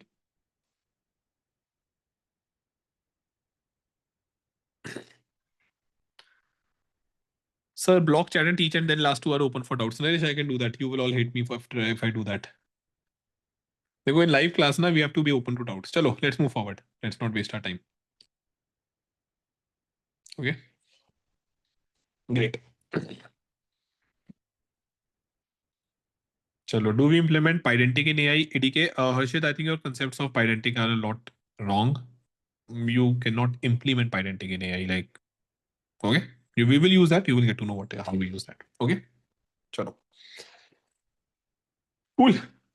Let's move forward, everyone. Then, so with the overall installation and setup and introduction to ADK clear, and I think we are good to even mark it clear as well. So with a nice tick, I think we can mark it. Let's now move on to the very first part, which is the agents, right? So that is where I think it will be very, very helpful, everyone, to understand in depth, like what exactly we mean by agents, how to use the same. So all those things, pretty sure that is going to make our overall understanding a lot more clear. So let's first go to the documentation, and here, let's go to the agents. Right. So just one more thing quickly. We have kind of done this installation part, everyone, if you will see. So the steps are exactly the same, just I made it a little bit easier for you to go, right? So this is the installation. In the quick start type, it is just saying that, okay, how to create a project, how to create this thing. So this we will actually be covering now, right? That how to create an agent properly and seeing this whole diagram as well. So for the timing, let me teach you a little bit about agents. So in ADK, an agent is a self contained execution unit designed to act autonomously to achieve specific goal. I think it's a very, very good definition and something which I like in Google Docs normally, that they are very much to the point, right? Self contained means that it has nothing to do with outside. It can execute in itself. It's a unit, right? Designed to act autonomously to achieve goal. Agent can perform tasks, interact with users, utilize external tools, and coordinate with other agents. The foundation of all agents in ADK is the base agent class. Now, pretty sure that this will ring a bell because in most of the frameworks, this is, and normally in software development one, we create a base class and we inherit and then basically make sure that we can make sense of the other things, right? It serves as the fundamental blueprint. To create functional agents, you typically extend base agent. Normally, we will be having agents already present, so not needed for major use cases. And believe me, that becomes a lot tricky and complex. But again, it's the best thing out there that these frameworks has provided you these things, right? Something which are not provided in any drag and drop kind of frameworks like N8 etc. Because again, if they provide you the ease and the comfortability, the complexity or overall the flexibility takes a hit. To create function agent, you typically extend base agent class, getting different needs from intelligent reasoning to structured process control. So again, I think you can see that how your agents can be LLM based, which is LLM agent. How it can be workflow agent, which is sequential, parallel, or loop agent. So again, we are going to see the same as well. We have a workflow agent module proper, and custom logic, how it can be a custom agent. Okay. So now what I will do, everyone, let's just add this into our image as well, right? So let us go to our agents and write it down here. So it will be third, agents in ADK. Now, when we talk about agents in ADK, everyone, this is the whole diagram, right? Which has been given. I would like to explain agents in a little bit easy to understand manner, right? So let me just have some visualizations here. Now, pretty sure that you must have heard it multiple times from my mouth. Like agents, again, it is self-defined by me to make sure that things are clear, not like I have picked up it from anywhere. But I normally just treat agents as digital human, just like how we humans are having a human intelligence, which is our brain. Agents are kind of having this artificial intelligence. Just like how we humans can use some tools, right? Be it calculator, be it this laptop, be it our mobile phones, agent can also use the tools which you provide them, which can be in their sense, say Google search, right? Doing some particular work, hitting a DB. So the use cases just becomes different, right? So that is the whole idea, everyone. Like we can have this small tool here. Yeah. So just like we have these tools, agents can also have these tools, right? And again, much like how we work in a manner in a society, agents can also work in a society kind of a thing where they can be one after the another, they are working in parallel. So to understand the same very easily, right, I always believe that please make it in line, or please just compare it with the things which are right in front of us. And I think all of us know how we humans work, right? And the whole aim to develop anything is to make sure that we can just easily mimic the human behavior, right? So with this particular thing, it will be a lot clear, I guess. So now you can see these categories, etc. So where we have to choose the right agent. Now all this will become, I think, more better once you understand it in depth. One thing about Google ADK documentation, which I want all of you to understand, since I've spent so much time in this, it is not a very good documentation to go linearly. Okay. So that is where you will see that I have also picked up some parts, some are in a separate way, because linearly it is not the best documentation to follow. Okay. So yeah, with that, I think we can go on to our next one as well. And here we can see the agent's definition as well. Right. So let me close other things. Yeah. So agent definition, again, the same thing. Now here it is specifically talking and coming to the implementation. So the whole idea now becomes that how we will be implementing agents, right? We have understood the same. We will define an agent using LLM agent, often aliased as agent, right? So initially, actually, there was just LLM agent. In the previous few versions, they have kind of made an alias agent as well. So I will show you again what that is. You will learn the required fields, optional controls, and how to scaffold the app with CLI and how to run it locally. So see, understand the LLM agent. We can go to the latest docs. Now we will see how we can create one via ADK create. So that I will show you. Then implement a minimum LL agent. So let's see that all these things should not be a problem. Let's actually go here and now let me just do one thing. So we will go to the documentation and in the tutorials and rather sorry in the get started part in quick start, you will see that how it is asking us to create a agent.py file like this. So let us quickly go through this file, everyone. Import datetime, zone info, and from Google ADK agents, it is importing agent. Okay, so this agent and LLM agent is exactly the same. I will show you in the code as well. Now def get weather, so it's just a normal function which is being used as a tool. Get current time, another function which is being used as a tool. Here is where a root agent gets defined. So agent is having name, it is having a model, it is having a description, instructions, and tools. Now, I think that these are all very, very self-explanatory kind of a thing. Name, what do you want to name our agent, just like how we humans have a name.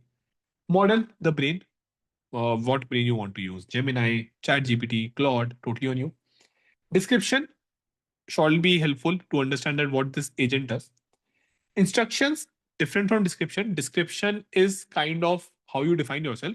Instructions are what are given to you for a particular task. Tools, the tools you have access to. Okay. Then along with this, it is asking us to create a .env file. Now this .env file is to make sure that we can have our overall model inside that, any environmental variable. So for that, we have again multiple ways. So this is just covering the Google part, right? So as you can see, Google AI Studio, the one which we have covered. Google Cloud Vertex AI, not a lot helpful, right? It is a little bit separate. Gemini, Google Cloud Vertex AI. So again, with Express mode, it is also based on cloud. So we will stick to the Google AI Studio, which is like relevant for most of you. Now in this, it is saying that when you are using Python, just use this Google Gen AI use Vertex AI false and provide your key. Okay. And when using Java, define environmental variables via export. And you can paste your actual API key here instead of API key. Like it is just asking that you can have the API key. Okay. So yeah, let's see the same, everyone. I have copy pasted and cleared the same thing. See, let me now do a agent.py. Let's go back and paste it. Okay, so I specifically left this out so that we can do it. Okay, pasting it, and we are having each and everything here, right? Now, once we have done this, let's go back and let's copy the .env file as well. So where is the .env file, everyone? Yeah, this is the .env file. Now I could create the way it is suggesting. So for example, clearing everything out. Now I am having these things. I can go to module 3. Sorry, not this. Module 3, right? CD module 3. Clear everything out. Now I can do a touch and let's say multi-agent tools .env. So it is going to create an empty file for me. See, as you can see, .env, pasting it. I will just get my key. I think this is the working key. And I can use my key here. Right. So you can provide it inside the thing, inside those thing or double brackets on the not, totally on you. So as you can see now, as I was mentioning, right? So google.adk.agents, right? Get weather. So just let me do one quick thing, everyone. Let me do one quick thing. Let us close this code insiders. Yes. And let me open this code insiders again. So this I'm doing because I hope all of you are able to see how it is not catching the Google ATK, right? So let's get it here.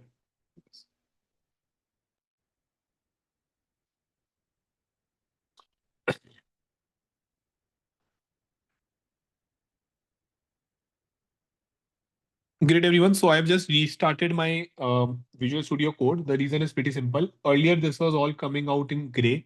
So it was not able to see that. The extension Pylon wants to access language models provided by GitHub Copilot. Uh, Not a worry. We close this. Yeah. So I've just restarted it. You can do the same thing if you face any problem. Normally, when you install any new library, right, that is where this kind of thing can arise. So that is why we are doing this thing. Now, in this, I was saying that how you can have a LLM agent as well. But if you will go, in the end, you will see that how LLM agent is equals to agent will be the last line. See, agent type alias LLM agent. So this is the agent class. So this is what they meant when they were saying that agent and LLM agent. You can use any of them. Now we are having the get weather tool. We are having the overall get current time tool, and we are having the root agent. So all those things are present here. Now, what you can do is you can run your agent. So if you have created your agent, you want to run your agent as well, right? And for the same, we have multiple ways. Okay. So let me first quickly get our, let me first show you. See, there are multiple ways to interact with your agent. Dev UI, which is ADK Web, something which is very awesome, just like how ChatGPT, Gemini, and Claude is there, it provides that. Terminal, which is ADK Run, where it will be on the terminal, which you can hit and ask it questions. And last is API server. So using a fast API thing, it will directly start a server for you. And I hope that now it is clear what is it is meant by that it is having a very good developer experience.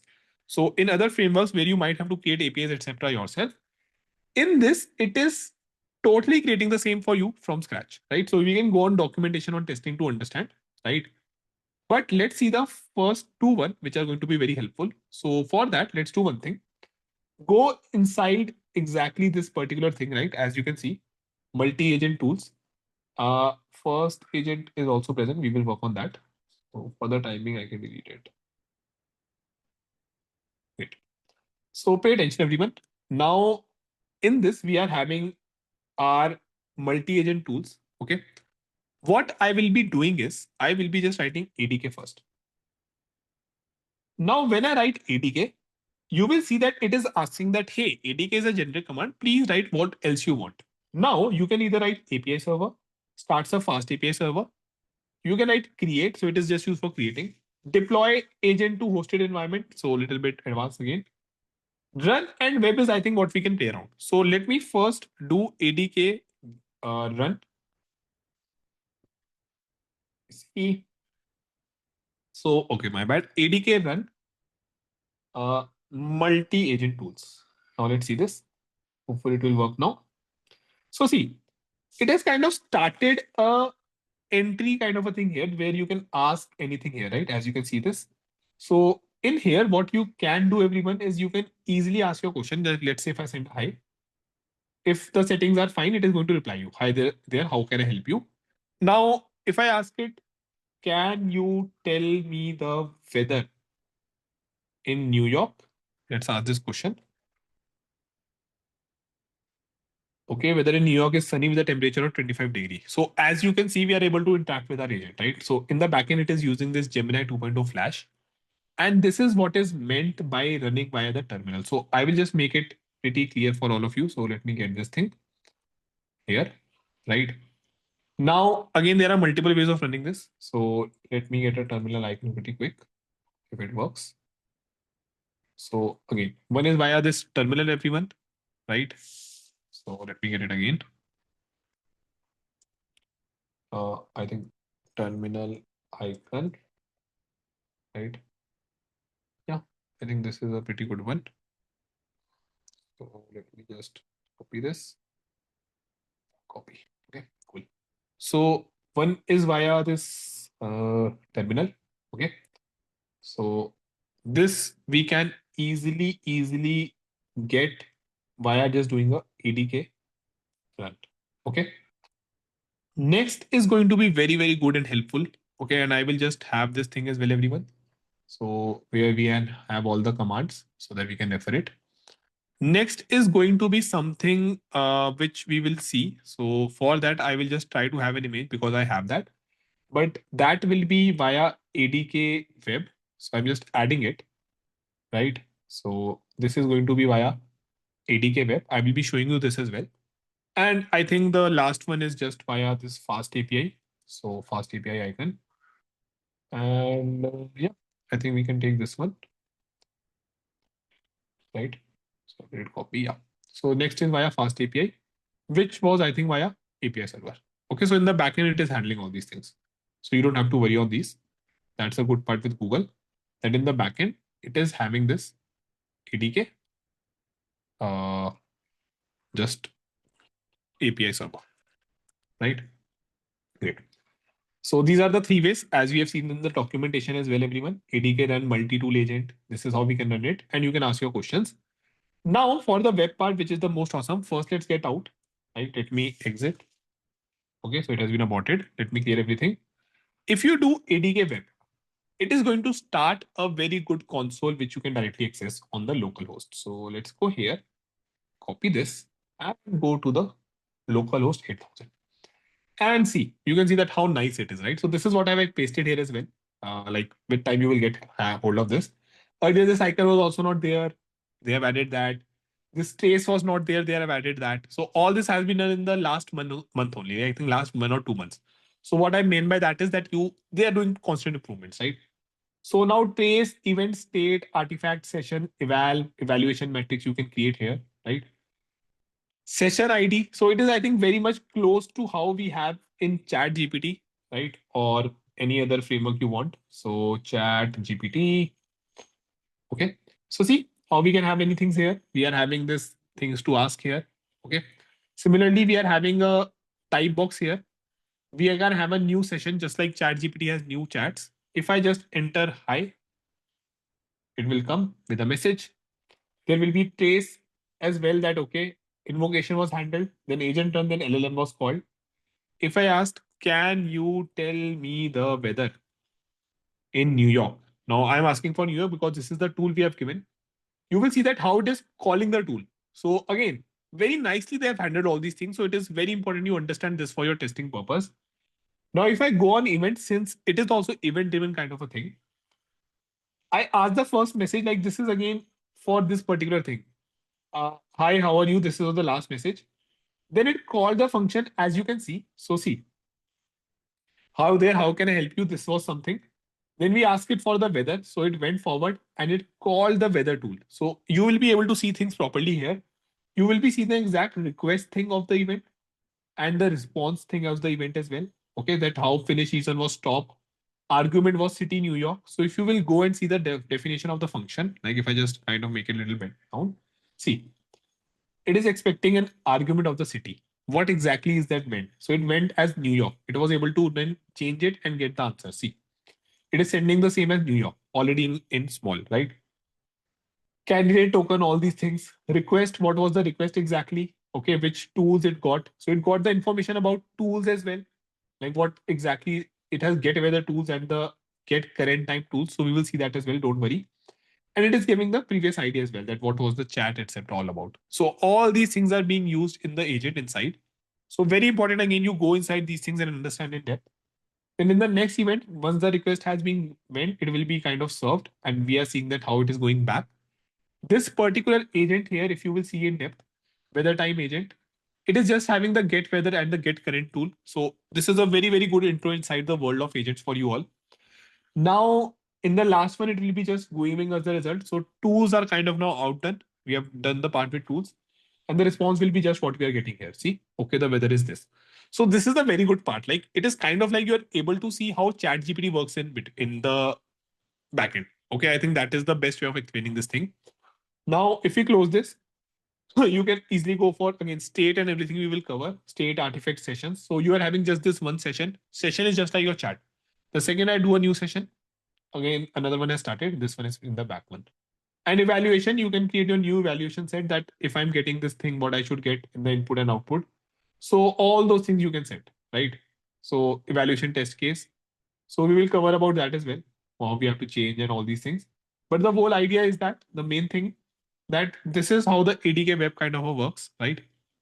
Now, ADK API server is again very, very simple. It is just going to start an API server where you can connect. So for that, what you have to do, if you go on the documentation, and I think pretty much we have learned about the fast API. So that is pretty straightforward thing. In this, it will be just starting a server on 8,000 only, where you can just go and hit your request. So curl request and all these things you can hit. The testing part has this covered, that how once it start, we can just have this new session created, right? So just create a session and then we can ask it any question. So in the query part as well, we can just send a curl request. So just get this curl, right? And use it. Simple. That should be helpful. Okay. So this is again the different ways in which we can run our agents, everyone. Now, since we have discussed about agents, this one quick diagram now will be a lot clear. So which was the diagram? Let me get it. So in the quick start, we had a diagram, everyone. Is the diagram? Yeah, this is the diagram. So let me get it here and then I can get it here. Okay.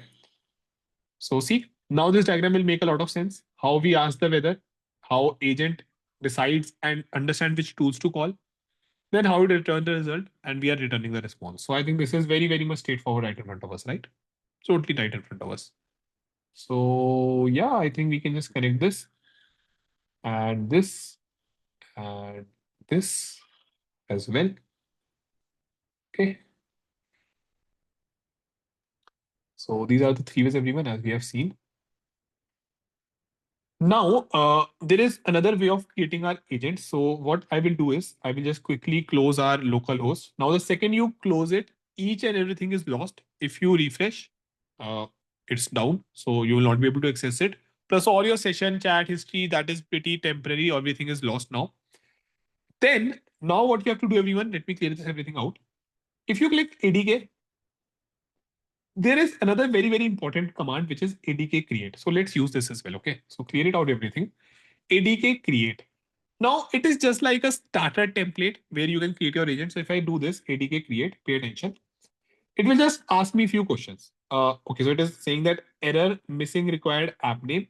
So let me get ADK create first underscore agent. So this is my application name kind of, right? So let it run. Yeah. So see, now it is asking, choose a model for the root agent. If you will select Gemini 2.0, 2.5 Flash, it will just directly pick that up. If other, it will say that, okay, you can fill it afterwards. So let me pick that up. Not a problem. Okay. Sorry, what I entered. Okay, so my bad. Entered. Yeah. Now it is saying choose model, Google AI or Vertex AI. So we have to choose Google AI because we are using it via the Google AI Studio. If you're using it via the Vertex AI, etc., then you have to choose Vertex AI. So let me select Google AI. And now it is asking me for my key. So it is kind of helping me set up each and everything. Now I can easily again get my key from the environment, copy this and paste it here. And it is saying that agent has been successfully created. So if I go inside this and if I go and see, another folder has been created, everyone. See, first agent. Now this first agent is having all the same things. Init.py, simple file. Agent.py, it is having the agent. So Gemini 2.5 Flash. Now when I will do ADK web, let it run. And now when I refresh it, I will be having my first agent here as well. So earlier where there was just a single agent, multi-agent tools, I am having the first agent. So it is kind of running at a folder level, right? So I can select my first agent here and I can ask it a question. See, it will give me the reply based on what all is happening and what all it knows from the Gemini 2.5 Flash model. Okay. How can I help you today? Tell me about ADK by Google in 10 lines. Again, it will be having that idea, so it will be able to tell because Gemini 2.5 Flash is working in the backend. Now here as well, we can see that how the call must have gone through the LLM, right? So request Google ADK 1.3 system instructions are already present in the response. We can see that what all is happening.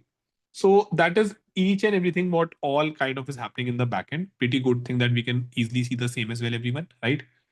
Now moving forward, if you will go to the documentation, and I think you are pretty good to go about it yourself as well. In this, okay, so the documentation is here, which I have created specifically. So let it open.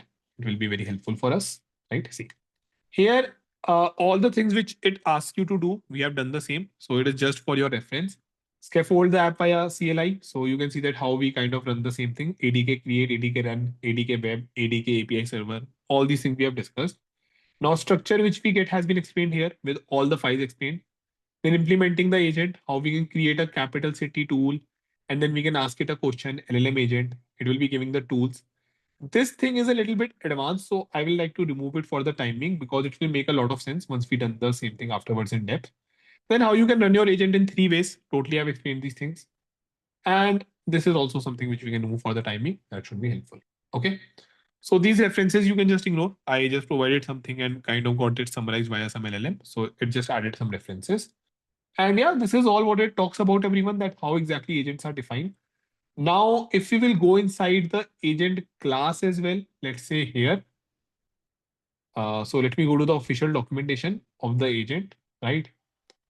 Now, or rather, let me show you from here only. When I am inside agent, okay, or let me rather import an LLM agent.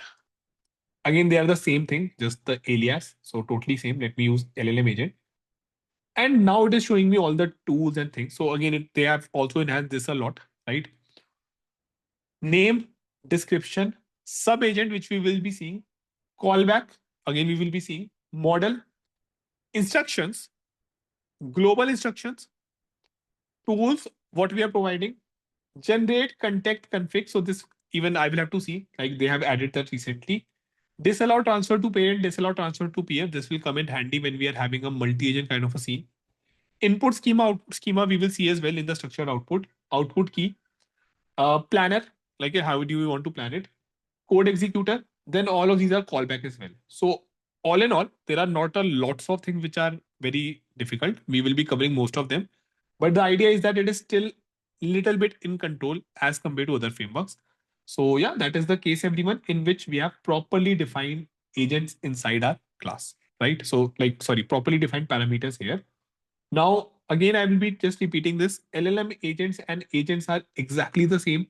They are genuinely just an alias. So how they have just created an alias where they are saying that, hey, agent is just a type alias of LLM agent. So exactly they are same. Okay. No difference whatsoever. Just that LLM agent is properly defined. So it is having everything. If I use agent here, it will not show because it's an alias, right? So it's see type agent is equal to LLM agent. So in that case, for our use case, it might be better to use LLM agent so that we can see each and everything here, right? So yeah, I think that is all what we have to understand about agents as of now, like in the scope, in the way we are learning. So agents are kind of done. Next, before moving on to the next topic, which is going to be your, let's see the same. Before moving on to your next topic, which is a structured output, I would like to explain a little bit about ADK web as well. So this console as well, I would like to explain, which I've created via a again via overall a documentation or a notebook, right? So let's now jump onto that. Okay. Or I think um, we can ask the doubt first. Let me help you out because I think we have been learning.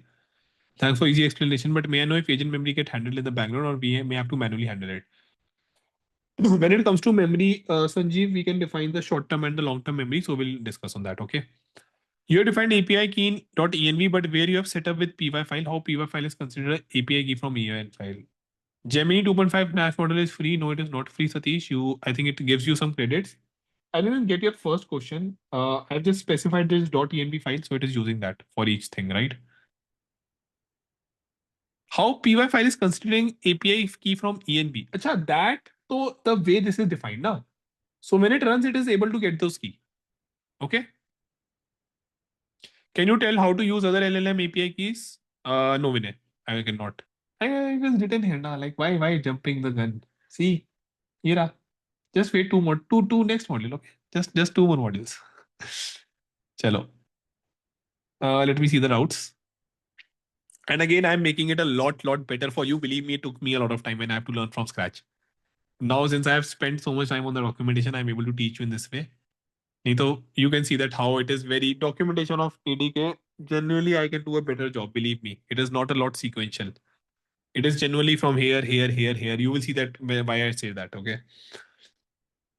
Can we set up other models from Azure Hugging Face? You can. I will be showing you. Just give me some time. You can use anything. Like, see, this is the problem. I'm again repeating. So many people are asking. When I was teaching AutoGen with OpenAI, everyone was like, "Sir, use Gemini. Use Gemini. Gemini gives us free key." Now, when I'm teaching you via Gemini, people are like, "Sir, can I use any other model?" Did you run the folder or .py file? I just run ADK web or ADK run. Okay, no folder, nothing. From where you get these tools to get images, Raycast.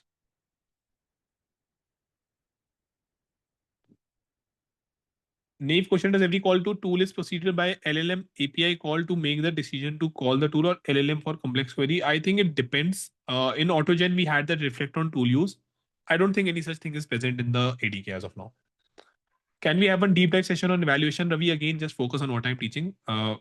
Evaluation is not that difficult, guys. It is genuinely easy thing. We will discuss that. Don't worry.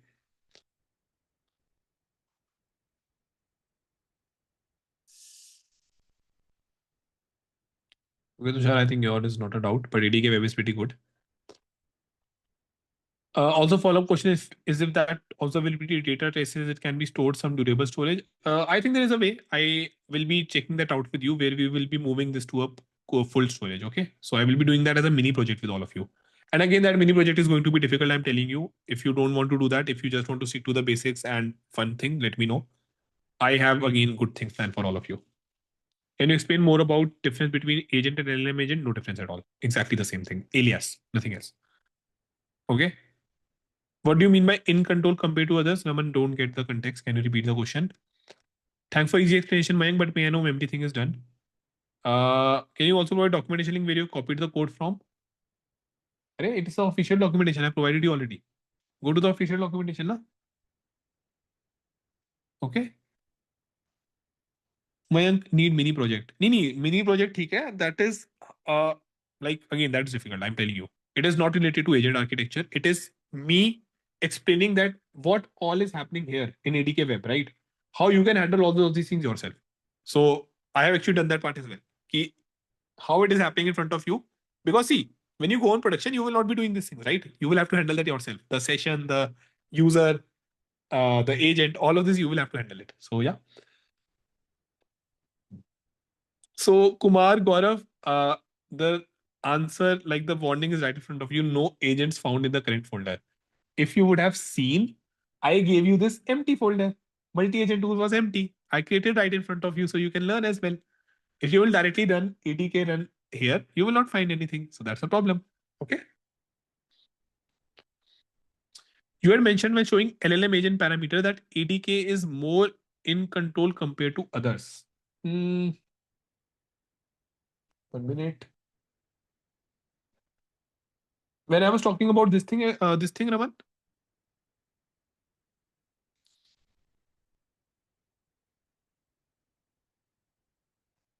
Okay, let me check.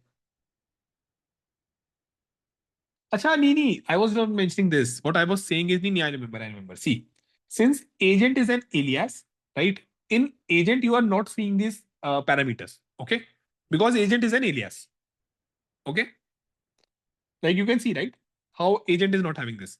But when you select LLM agent, which is the exact class which we have defined, there you have more control. What I meant was that now you're able to see these parameters as well. So you have a more control that, okay, what you want to define. That is what I was saying. So earlier, what I was planning to do was I was going to the code and show you these things. Now, if you remember, AutoGen had a API docs kind of a thing, right? If you all remember.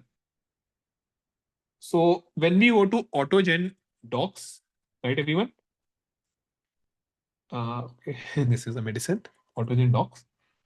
In this AutoGen docs, we have this API reference. In the API reference, things are present. I don't think anything is there in Google. Let me check if anything is there. Yeah, so I don't find any. Okay, yeah, sorry, my bad. API reference is there. And I was thinking why it is not there, but no worries. See, it is there. No, my bad. So normally it is there, of course, for everyone. But yes, now you can search for agents here. So I can search for agents.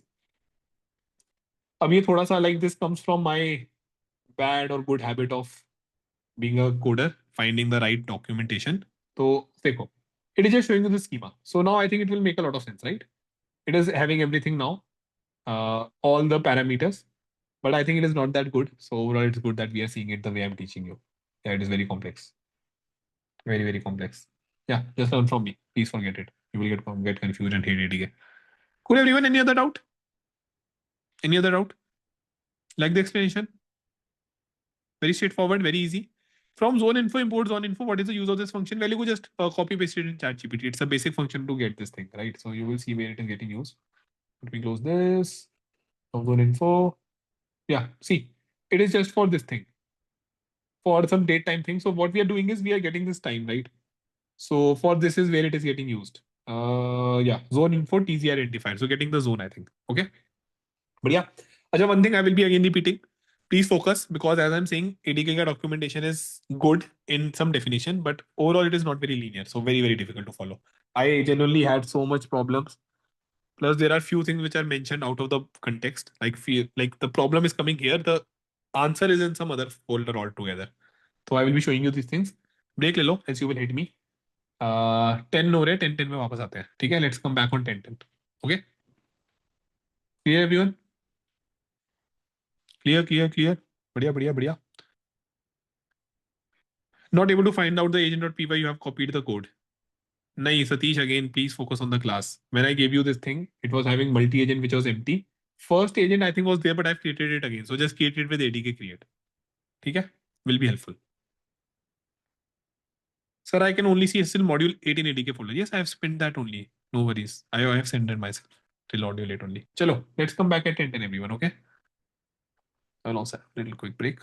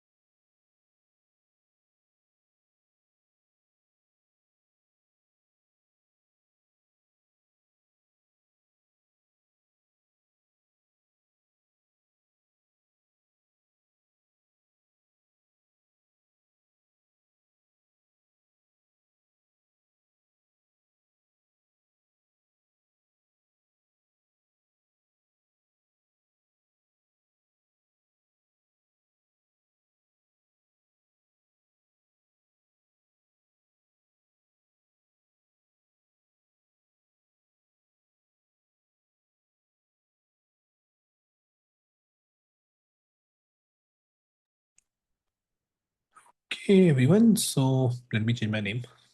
Although this is also a good name. But yeah. Ah, you like the that output, everyone? How did you like that? Let me show you. It's out of context. Actually, let me change the internet as well. यार वो फट जाएगा नहीं तो.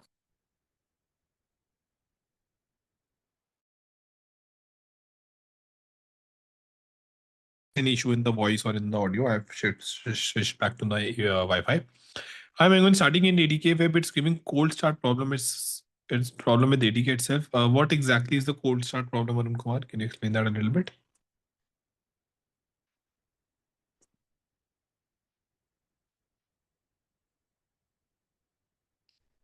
Great. Cool. I think it's taking some delay to start. Should not be the case. Just check something else is not running and maybe restart your laptop once. That might be helpful. Okay.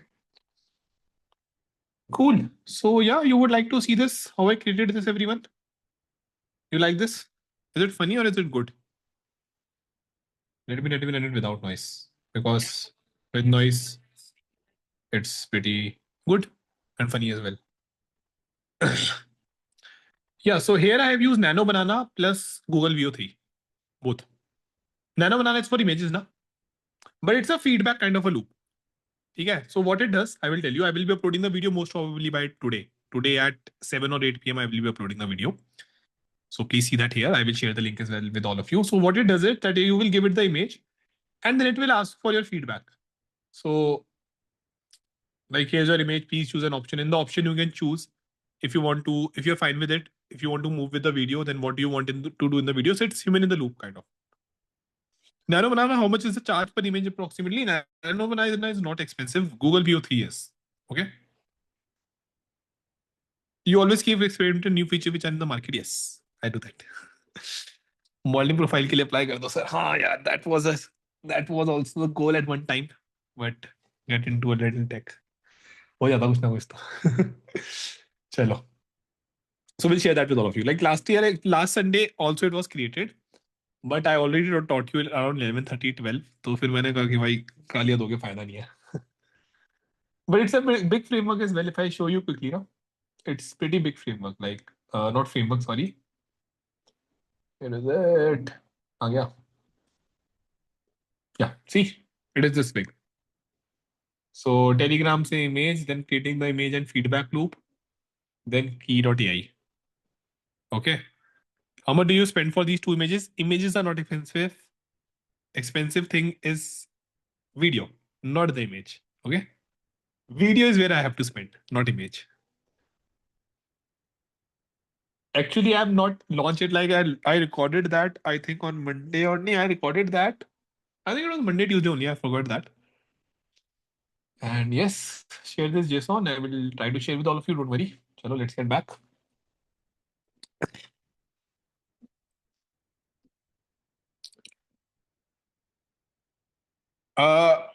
Okay, what's the problem? Cloning in. Any sort of it is there. Just go via your browser, get the thing. That is also acha. Thanks, thank. Was the yeah thank Athrio as well, everyone. So he has given me a PR via which the route is solved as well. Okay, so sorry, the problem of GitHub is also solved. So yeah, thanks him for going on the solution directly. I think you should be now able to get pull easily. Okay, so that sign, this sign actually gives the problem. So this particular sign, right? 1 minute. Yeah, this sign actually I think is giving the problem. This sign. So it was there now. That's why it was a problem. Happy Teachers Day. Thank you, Mahesh. Same to you. We also learn a lot from our students. Chalo. Let's start again. Like learn things. Cool. So let's now move forward and we can move on to the next part, everyone, where we will be discussing about this. Right. So yeah. Now that we have understood about agent in lots of depth, and believe me, the same is very much required because agent is the core central piece of agent development kit, right? So all the things are starting and kind of implementing via agent only. I would like to talk a little bit about this UI because you will be using this a lot, right? At least for the prototyping part and normally as well. So let's see the same. Now, if you will go onto the documentation, etc., which has been provided to you, and in the agent, no, sorry, not this. 1 minute, defining agents. Yeah, this one is the case. Yeah. So here I have just explained the project structure, the one which has been kind of followed by ADK, as you can see right in front of you. This is the project structure. So here I have also explained that, okay, what all goes inside it. So in it to make it a package, agent.py.env, now making it a package so that we can also import it afterwards into some other part as a, let's say, sub agent or something, right? So we will see that as well. Now, again, the same has been explained. Then example agent.py we are giving. After that, we are just running our first agent, all the things which we have seen. And this is the kind of an image which we get, right? Now, trace is not there because when I created this, trace was not present. It was internally a part of events, I believe. So it was there, but I think it was internally part of events. Now they have just get it outside. So let me just zoom it out so that you can see everything. And maybe just, I can just see. So now they're having 6 things here. Earlier they were just 5, but inside events, I think somewhere we were able to see the trace. If I remember right, when we used to click on this, yeah, this is where we used to see the trace. So should be fine, not a problem. So as we have seen trace, we are easily able to understand what exactly is trace, right? So let me close this. Let's go back to trace. And it is just saying that, okay, when invocation happened, so it is just able to show you all these things as well, right? So that is the whole idea. So let's see the same everyone quickly. Kept this because it will be very, very helpful. Same example I've chosen for the multi simple agent which has been given. Now, again, header bar is having the session ID, token streaming toggle, and the new session button. As you can see, this is the session ID. Now, this is specifically require very, very strong reason. When you will be using or trying to use ADK into production use case, right? Now, all this is fine if you just want to play around. But when you generally want to use it into production use case inside your company, you will be handling all of these things all together yourself. So just seeing this UI and getting happy is not the answer. You have to understand in depth that what is happening. So session ID, just like a simple UUID, we will also be making sure that we understand this. We can create a new session just like a new chat, right? And we are having this token streaming thing. Now this streaming part we can explore in the streaming part is required. But normally how we will be having a streaming input and output taken. So with that, let's go back. And left panel, we can see the tabs, event state, artifact, session, and eval. Now trace is also there. So trace we have seen already, doesn't matter. Events lock all agent action like tool calls, model queries, or for debugging. So idea is pretty simple. But if you want to understand that for your particular use case, what exactly happened, it kind of works in an event driven kind of a thing only. So event is being sent, event is being cached. Internally, ADK is handling everything. We might have to do that if you want to do it from scratch. Okay, so that is the whole idea. State shows the agent current memory or context like stored variables. So we still have to cover about state, so don't worry. State is kind of a shared library, sorry, shared diary, right, between your uh, multiple runs or between your agents. So we will discuss the same in here, session runner and state. Then sessions, I think is pretty clear.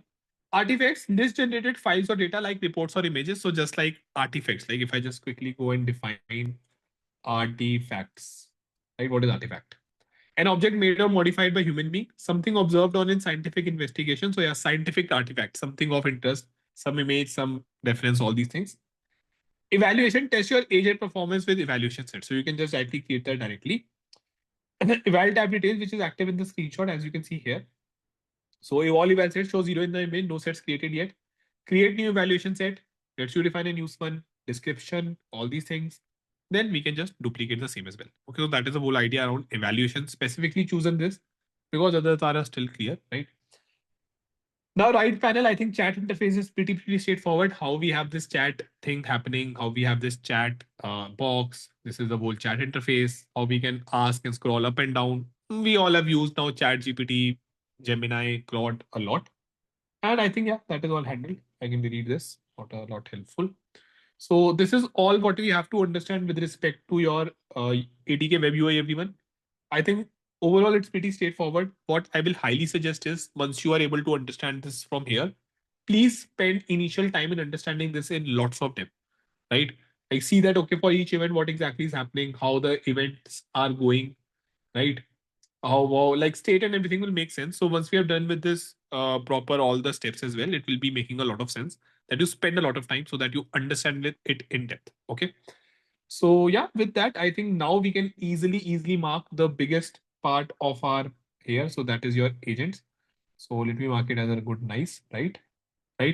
Now with the agent marked, everyone, let's move on to the next part, which is your structured output. Now again, very important thing. Again, of each very good documentation I've created and shared with you, because as I said, documentation might not be very in line. So yeah, let's see and move for the same. So again, before I move, I think you can ask any doubt if it's there. How to call agent in IPYNB notebook? How to call agent in IPYNB notebook? Agent in IPYNB. Yes. So for that, MS, you will have to do the other part which I'm saying, right? So you will have to handle it via the other thing altogether. I will show you. It's a complex process.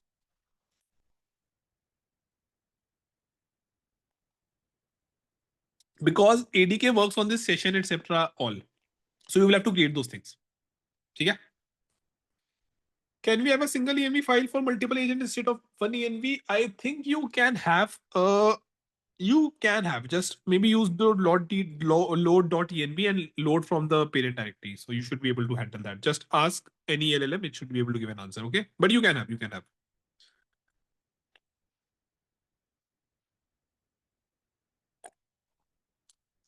Any other doubt, anyone, before I move forward? Anything?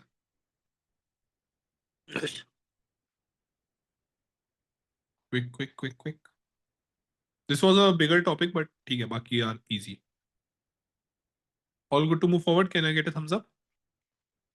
When among those three ways to run agent, we focus more on UI run of agents. For prototyping or for our understanding, yes. For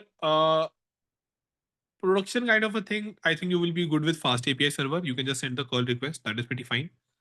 And for testing without the terminal, without any UI, the terminal is fine. So I think all three have their benefits and everything, right? Is there any library for authorizing the users for certain tools inside of agent? I don't think that is the case.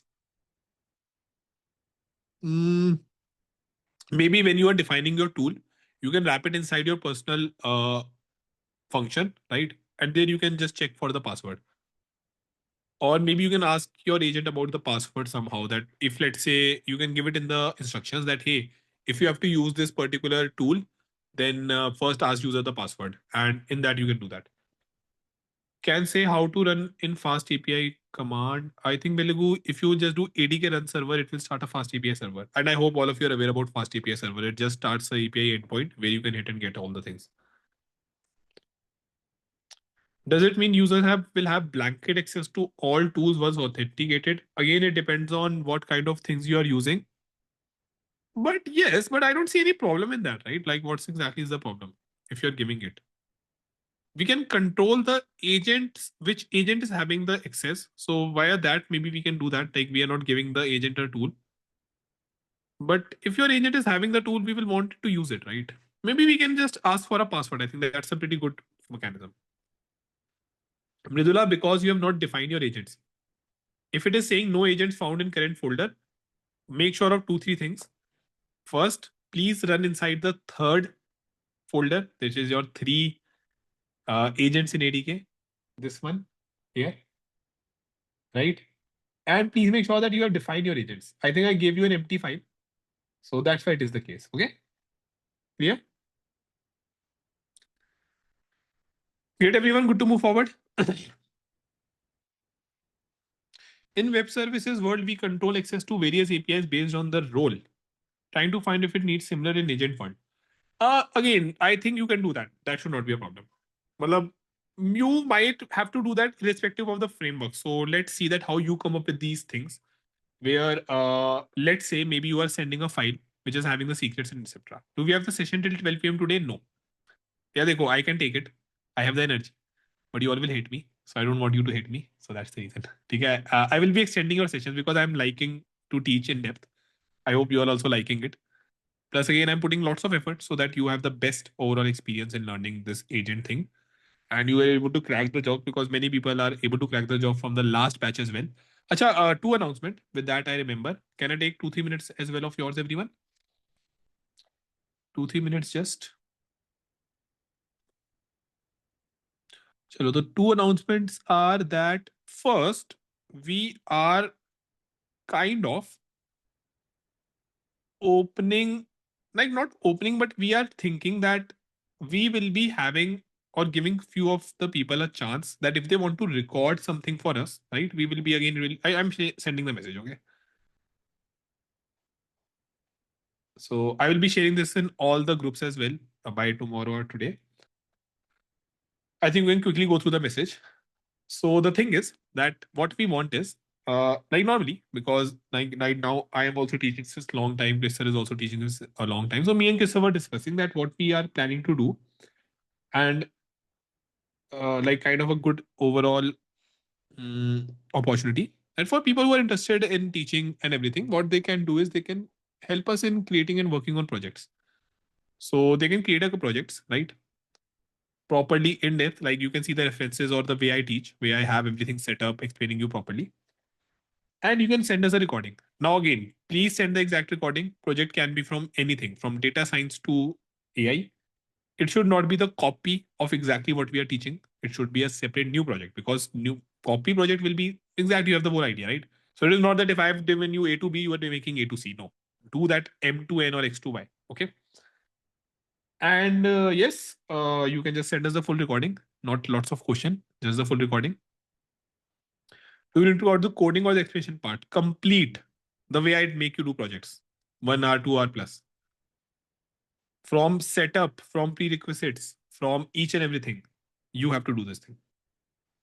So if you like your recording, and please send the full recording. Now I don't care about how you're doing it, what exactly. No questions. If you have any questions, you can ask in the chat in the Krishna Academy or here only. But please send the full recording.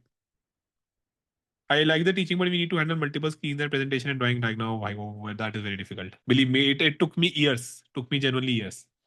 But when do you need this? It is not when we need this. It is just we are giving you the opportunity. Nothing like that. We don't need this. We are anyway recording a lot. It is just that we were anyway planning that we will be launching a course where we will teach you around creating these things. But we will be keeping it free, and when we will be taking it, वो time नहीं मिल पा रहा. We are not getting the time. So we thought कि ठीक है, let's still ask people. ये वाला चीज विपुल, I agree. Like it took me years as well. Like last year, if you will see, I was totally in a different form of teaching. Now I'm in a different form of teaching. So this is the first thing. Second is that I will be taking podcast of students who have done a good job shift. So a prerequisite, but we are teaching you properly. So pretty sure you can do this. So we'll be taking podcast every week of just 15 to 20 minutes, right? Around or for students who have done job shift. Now, for this, the reason is very simple. A, you will get a little visibility. B, we will understand what kind of questions are getting answered. C, everyone will get benefit. So it will be a very chit chat kind of a thing. Hindi, English, both will work. You will be connecting with me. Every week, we will be having for it for, let's say, 15, 20, 25 minutes, where I will be editing the final one. So you won't have a say. But yeah, I don't think you will have anything bad to say to us. But yes, the idea will be that I want to make sure that people are knowing that how things are progressing and what all we are doing. So if you're interested in that, just reach out to me again on my email ID. So these are the two things. Repeat it again. First, recording opportunity. If you're interested in teaching, if you are genuinely want to, let's say, go and explore this field, very awesome opportunity. Take a week or two and record and send us a recording, 1 hour plus 2 hour plus project, end to end project proper. Second, if you have shifted your jobs, if the same has helped you, please come in podcast with me. I will be having podcasts for many students from my big data batch. Like they have done awesomely well. People with 15 years of experience who learned, they were able to crack the jobs. And like people are able to genuinely from 7 lakhs, they're going to 14 lakhs. Like this level of jump they are able to take. Okay. Like I am a little bit lazy in this sense, but I have to share these things. But yeah, pretty good things are happening. So I wanted to make sure that everyone gets benefit from that. because they send me that, okay sir, I got that, but I'm not able to know that, okay, what helped them, what not. So that is the game. Okay, quick, any doubt? So you mentioned three steps to run agent. Currently you have shown two. Third way API server not covered. Is it covered in the document? Administrative third way is just via this fast API. So I missed. I skipped it because it is kind of the way we do API. Like I will show you. Maybe by the end I will show you. Okay, no worries. Well, I showed you that how in the testing thing you can just go and see the testing part. So it is just that only. So if you go here in the testing, it is just asking you to send this curl request. I don't have Postman actually. That is the where the thing is coming. But yeah, you just have to send this Postman. But I will say just wait for a minute. Maybe once I clear this app names, username, session ID, then it will be a lot better clear. Okay. So for the timing, you can wait only. I will show you maybe tomorrow. No worry. But first, I want to understand. On second one, what is expected? Please repeat if possible. On the podcast one, so you either are working in the AI field or like what we teach, or if you have shifted jobs, like let's say you are learning from us and you gave interviews, you gave multiple interviews, and then you have shifted jobs. So that is where we are interested to understand. Nothing as such personal will be revealed. Not asking you questions around your compensation, etc. Maybe a jump, etc. might be required. Ki, how much jump you make, how the course helped you, any suggestion, your experiences. So that is what I'm interested in, because I think that will be very helpful for everyone, like students like you also keep on asking me, right? So I already have an interview course in plan. Little time it will take because I'm still busy with AI stuff, but yes, that will help me to even make it better.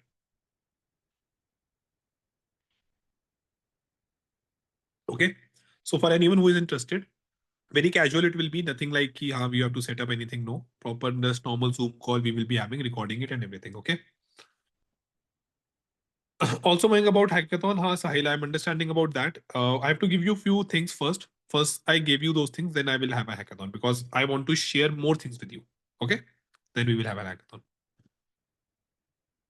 I mean, few things are well, not left, but it is just that okay, many things are there which you can all learn more. So I will be giving you that. Okay. Like for example, this workflow example, this thing which I will be uploading today. So you will learn more from that. So in that way, you will understand about more APIs, etc. Okay. Chalo, cool everyone. Good to move forward.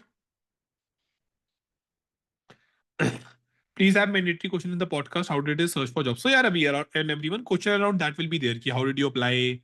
What was the typical process like? What was the challenges you faced?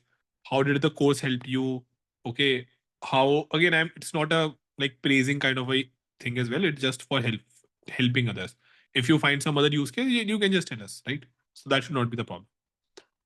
But yeah, I hope people like. I hope you can see that I'm a chill guy. That's as such. So as I worry, it will be a difficult podcast to go with. 20-25 minutes, like a breeze, it will happen with me. Hopefully, okay. Good. So around weekend, Saturday, I can take it. So that all of you are also free. Should be fine. Okay. Ciao. Cool, everyone. Good to move forward. Can I get a thumbs up? Quick thumbs up. Future things are pretty easy. Agents for a lot in depth. Future things are easy. Till session 7, it's easy. Quick.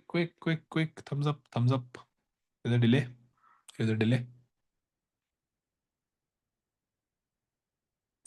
Need to learn some more about solution architecture from you. Do you have any plan? I will be creating a system design का thing. उसमें you will understand that how I work, like how my mind work, hopefully. Because I genuinely love this around with the experience I have got. Ki how I am able to think of this architecture system in a very easy to understand manner, right? And I'm not praising or anything, just that I like it how I'm able to do it. And that comes with experience because I connect with many peoples. I have been in the industry. So yeah. By the way, I'll be planning today's session on .11. Don't worry. Okay? System design YouTube or class here. So two things I can do. Either it can be on YouTube. Second, I can take a class for free for all of you. And I can charge you as well. So we will see. चलो देखते हैं. अभी let's move forward. Today I will be closing class on 11. Tomorrow I might extend. Tomorrow I might extend. Because I have been taking extended classes, so I don't want to hear you hate me. Chalo. But see, the thing is that I take extended classes because I want that I cover everything properly with doubts and everything. तो ठीक है, I'm like 1 घंटा क्या ही करोगे? वैसे मुझे भी rest करना है आपको भी. चलो. Cool everyone. So let's move forward.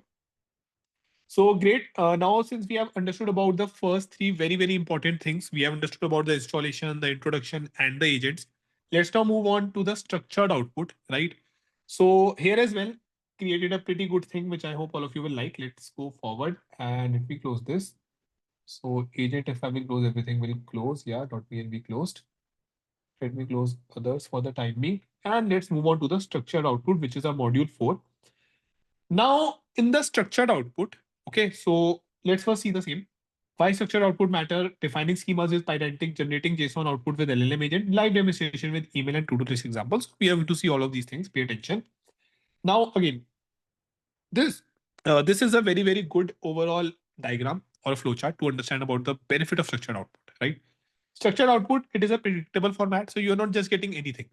You're at least adding some structure to it. You can ask it to, let's say, give it some JSON. In that, you can have some defined keys. All these things will be handled. Consistent API responses, so the same can be used in APIs. Easy integration, seamless app workflow usage for sure. Input and output both you can suggest. Automatic validation, fewer errors in production. So you will validate, hey, if I am getting success as or not. So those things will be validated, right? So now let's see the same. Unstructured versus structured email. Unstructured is problematic. Subject meeting tomorrow. Hi team, let's meet tomorrow. Thanks, John. Now the problem, if you are getting this kind of an output is, and again I can show you this thing via this as well. Can you give me a email to ask for leave from my manager? So let's see the email it will give. Hopefully it is still running. So yeah, see, it is also giving it like this: subject, start date, end date, dear. But the problem is if I want to automate this thing, right? If I want to use N8N, or let's say even if I want to use it inside any of my own application, then I want to have a structure. So if I just ask that, hey, give above in a JSON. Now with JSON, the benefit is that I can extract the keys and the values. So once I select the subject, I will be getting this subject properly. Recipient, body, closing, sender, placeholder. So you can see that how now it is a lot better for me, right? So that is where the benefit of structured and unstructured output comes into picture. So we will see how we do it, but first let's move forward and understand it a little bit more so that you have no doubts. Great. So next everyone is, and again it is also pretty different than how it is in different, it is in other frameworks, structured output in ADK. So that's why it is very important that we understand these things. Like one is basic understanding, which is very, very required. So I always make sure that instead of directly going on to the implementation, I first explain you about the basic understanding, right? That, hey, what is the benefit of structured output? Since every of the framework will more or less be supporting the same, our whole idea becomes that, hey, we will be using it, right? We will be directly using it. So with that, let's now see some great visualizations again I've created. So if I go here, everyone, you can see that how input goes to the agent, and agent can give an output as a structured one, right? Or it can give you the same via a fuzzy one. So when I say fuzzy, it means that a simple text, like it can be having anything. But a structured output is always better. I will like to have a better image for structured output, the one which I have used here, because I think images are pretty helpful. So JSON again is the best way of, because we get a JSON only, right? So this is a way better implementation, or so I'm pretty particular about how I'm selecting these images so that anytime you are revising, you are able to quickly go through that. Okay. So now in this structured output, of course, we have seen and discussed about these things. So these are more or less the benefits, everyone, where you will see that how it makes everything predictable. It makes it a lot reliable. It is easy to integrate within projects and make validation easy AF. So the idea of whole becomes that structured outputs are a lot better in many things, right? And especially when you are using this framework, you are not using them for a simple chit chat kind of a thing. You will definitely be using them for your overall application, right? So when you will be using it in an application, it always makes sense that, hey, instead of just going around, let's say, without any idea, you are having a structured output so that your application doesn't fail. So with that in mind only, I have created this whole thing, right? That you will be having this particular case. So for this, the library which is used is also pretty common one, Pydantic, right? Pretty sure that you must have heard of it. We'll be showing you the same as well. Now, the reason is pretty simple. We can just get everything like subject, body, which I can directly use. And if you have, again, done anything in depth, you will know that how via this structured output, it is very easy to just drag and drop them as well. The same is the benefit when you do it via code as well. So that is the whole thing, right? Now, if we go back and if I think I go on agents, then okay, let me search because I think it is very much in depth somewhere. Yeah. So LLM agents, structuring data. So yeah, if you will go here, these are all the things which I've already explained, name, description, model, how you can specify them. Then guiding the agent. So I will highly suggest that once you're doing your agents, right, please go through these official documentation. Here they have given that how you should be kind of writing the prompt. And believe me, a prompt is not as such very difficult if you just understand from few side, right? So that is going to be very, very helpful. So be clear, specific, use markdown, provide examples, guide tool use. Pretty simple, direct way overall. Okay. So here you can see as well how the same has been defined as well, right, everyone? Then tools we have seen, we will be seeing the same in lots of depth, right? Let's see the structuring data. Yeah. So let's see this everyone for the time being. Now pay attention. There are three major ways in which you can control this input output, structuring thing in here, right? As you can see, input schema, and output key. Now, very, very, very, very important. This thing is something which I personally don't use a lot. Input schema. I like we can use it. That's not a problem, right? But it's better if we don't highly just be set it up. I will tell you the reason. In a way, input schema, as the name suggests, it is just saying that hey, if this is your agent, it will be just getting some schema, right? So it will be just getting the input in a schema as well. If I set it up, of course, at some places it will be very much required, but normally we make sure that we work on output schema so that even if there is some extra key and everything, we are able to handle the same. But again, the good thing is that it is present. Define schema representing the expected input structure. If the user message content pass this agent, content passed to this agent must be JSON string conforming to the schema.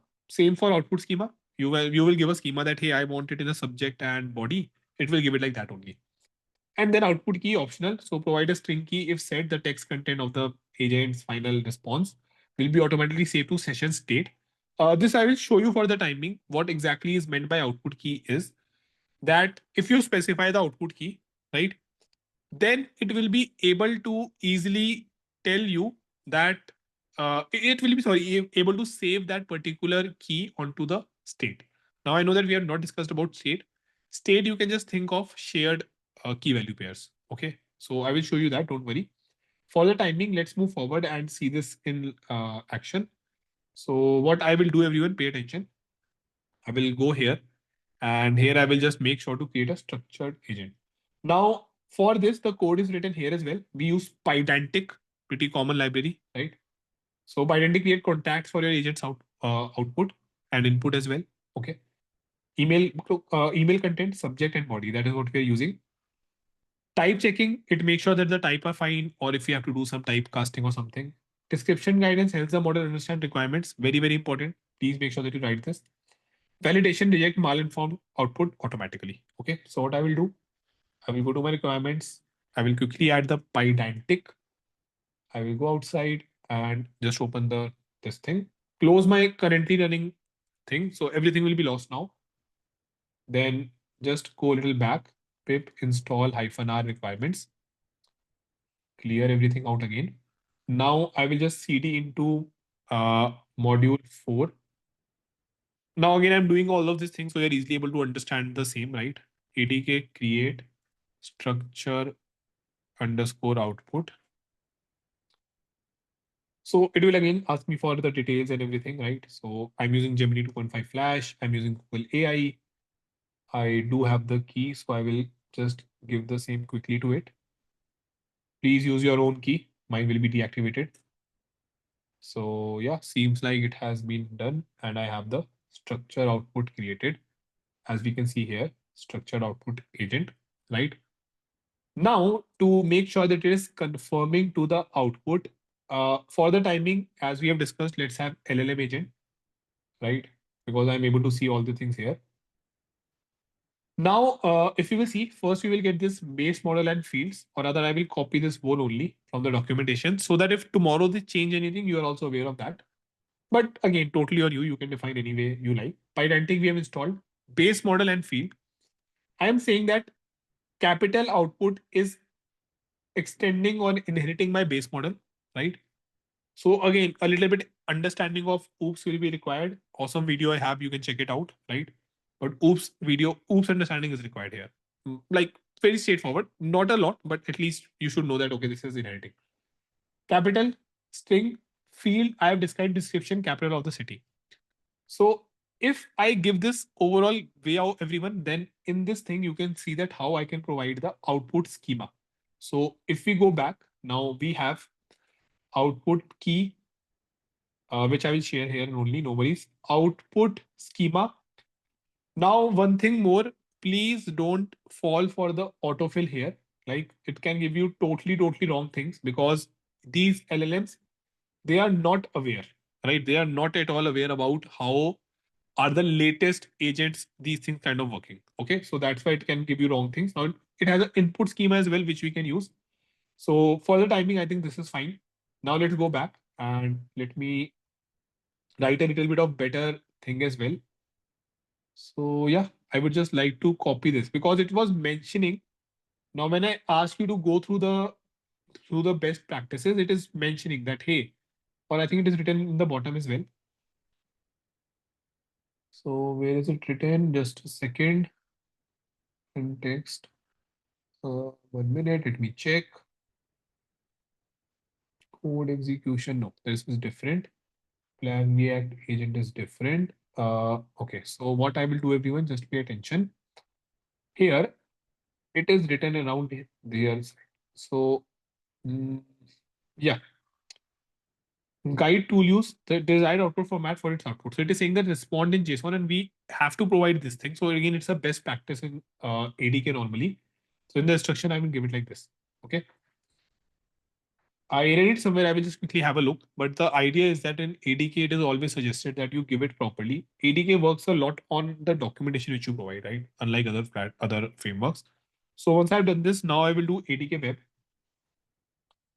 and hopefully it will run. And now I can go back, refreshes. Now, since I've started it from different thing, right? Since I've started the same from a different overall folder, I'm just seeing the structure output, okay? Because I'm inside my module 4 structure output folder. Now, if I ask it hi, let's see the output. If it follows the instruction, see, I hope you're able to quickly capture what it is doing. It is not just saying hi, how are you? No, capital. Please provide a country to find its capital. Capital of India, capital New Delhi, right? Good part, or rather the best part, is that a state is getting saved, which is the capital. Now we will be discussing this state in future, but what we can do is if we have multiple other, let's say, agents or other things, we can use this state. So we can just easily go and in the prompt, we can just use the state like this. So that is just the use case. Okay. But again, it will be usable and it will make sense when we do multi-agent flows, right? So that is all around your overall this thing, structure output, right? Now, if I show you a few things once again, yeah, this one. So here again, we have just a to-do list item thing which I've done. So if you will see here, and this is again another way of running this, let me show you. Yeah, this is what I kept, everyone pay attention. So what I will do, I will go to agents and I will copy paste this. So I think we have to make sure I copy paste it after it. See, so pay attention what it is doing here, right? I will be running this directly, and this is how you can run your agents. To do agent dot run and create high priority task to call client today. To do item, it is having the task, due date, and priority. I'm saying output schema. Now, output key is to do. It will be a lot better if we provide the schema here. So Let me just enter it. Okay, 1 minute. Let us have it multi-line so that it is easily usable. Great. So make sure the format is followed strictly. Below is the fields you need to generate. So now hopefully it will give me. And if I write an example as well, so okay. So as you can see now, I've given a better instructions overall, right? And yeah, I think we can close it here. Now it is all fine. And if I run this file, so let me again get the, or I can just quickly press this run only. Let's see if it will run in the another terminal. I think it will be running. So what is it saying? Or agent object has no attribute run. Okay, just let me check if this is the right way or not. To agent dot. Okay. So there is run async. Okay, so there is run async, which I will show you because it will require many things. No worries. I think I got messed up with this. So in this run async, if I remember, it requires parent context and then returns. Yeah. So no worries. We will check it normally only. So let me have it here. Now close this and ADK.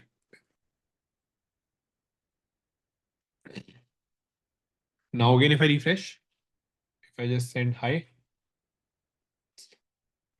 any new file be loaded. Okay, my bad. What is the problem? Let us see. No root agent found in structure input. Search in. Okay. So I think till now this thing was happening. Root underscore agent. So yeah, one thing to note here, everyone, that when you are creating your and starting your ADK web, it expects that it will be founding a root agent. Okay. Now till now, I think that was not the case. We were kind of handling it itself. So we didn't get this error, I believe. It was root agent, I believe. Yeah. So it expects that it will be finding one root agent, just like a main file where everything will be starting. And again, it will not give you an error when you start this, but after that, it will be giving. Okay.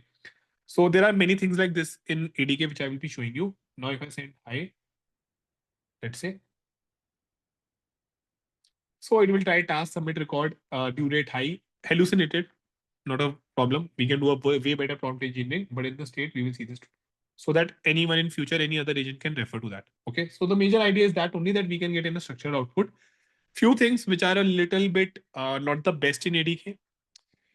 You will get an error after you try to run it. Earlier, there will be no signs of error. It's pretty rigid with many, many things. Two, you will have to be very, very good with your prompt engineering. Like you will have to specify each and everything in proper depth so that it can make sense. And overall, three, when you will be having multi-agent setup, things are a lot different how they are in other frameworks. Like you might have to control these small things. So that is going to be the idea. Okay. So yeah, I think that is all everyone which we have to cover in this structured output thing, where you can easily now give the input and the output schema. Input schema is exactly the same as well. It will expect it in a input schema, the JSON which you are suggesting here. So that will be the case. Okay. So with that, I think we can mark and go up and mark this thing as well, right? Okay. So this thing is also right. Cool, everyone. So I think we can ask your doubts. Will all LLM support schemas? A good model will normally do it better. It will try that it will pass this thing. So yeah. Can you please answer how to perform performance issue? What performance issue, Sham? Can you tell me? Root underscore agent means base agent. No. Root agent is just the name of the agent which it expect when you are starting it. Nothing else.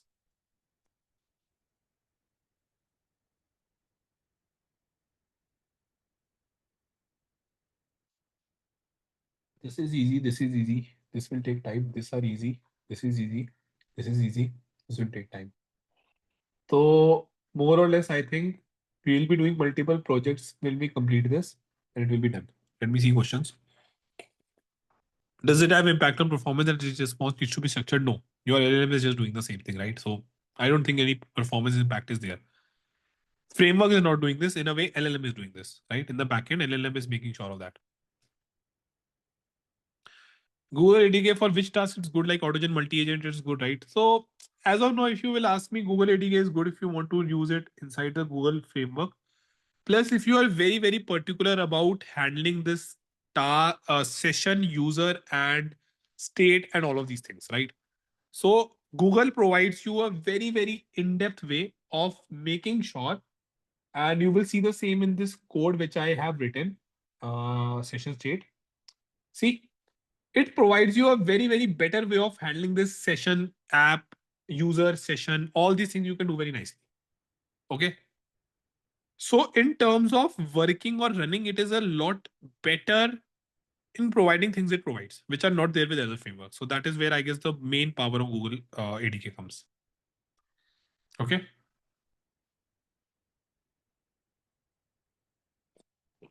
Let me see the questions. I see the response time is slow when used. Should not be the case. I will just check it, but I don't think it should be the case because if I go on events as well, let's say here, directly it is going to the to-do agent and my this thing. See, these are the system instructions which are going to your agent, sorry, your LLM. And yes, it is just responding the same. So I don't think it will be a problem because I don't think agent is doing it. Interaction of agent with result of SQL query. So like again, Poonam, if your result is valid, if it is a lots of numbers and rows and etc., it will hallucinate. We will have to find a better way. So result of SQL query, just understand how will LLM handle it. Okay. So you might have to provide some tool, maybe that will be better. Interaction of agent with third-party API. That is totally fine. We will be doing that via tools. So no worries. I will show you that in tools. Okay. How nested structure support should be limitation if you have complex structure, it performs a little bad in the complex nested structure. Okay. Any other doubt, anyone? Let me know if any doubt is there. Can you push the changes to GitHub? अभी रुक जाओ करता हूँ tension ना लो थोड़ा सा time दो I don't have to teach more because I want कि आज खत्म हो जाए आपको जल्दी कल we can have it for more time. So it was till module 4.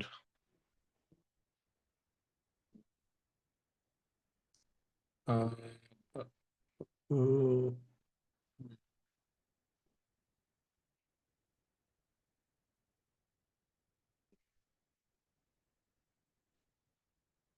cool. I think I've replaced everything. GitHub changes. Push and pull as well. No?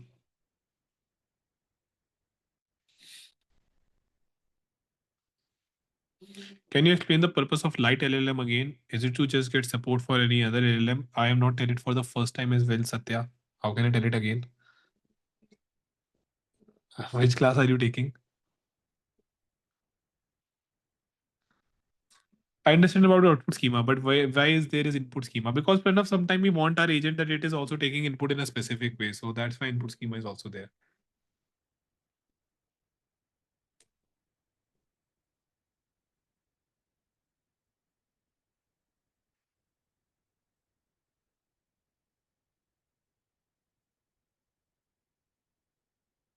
Satya, I'm not taught light LLM. I'm not taught it for at all. This is the next topic. So when we do this, the next topic is your models, where I will show you how you can use other models.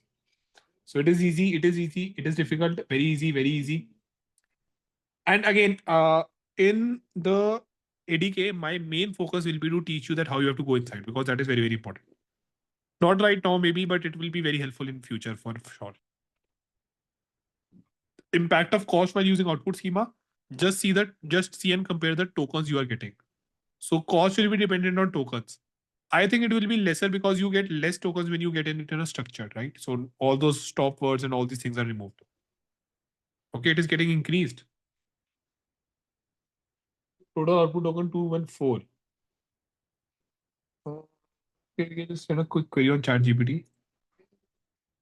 If I in a framework, if I try to get output in a schema for say ADK or AutoGen, will the number of tokens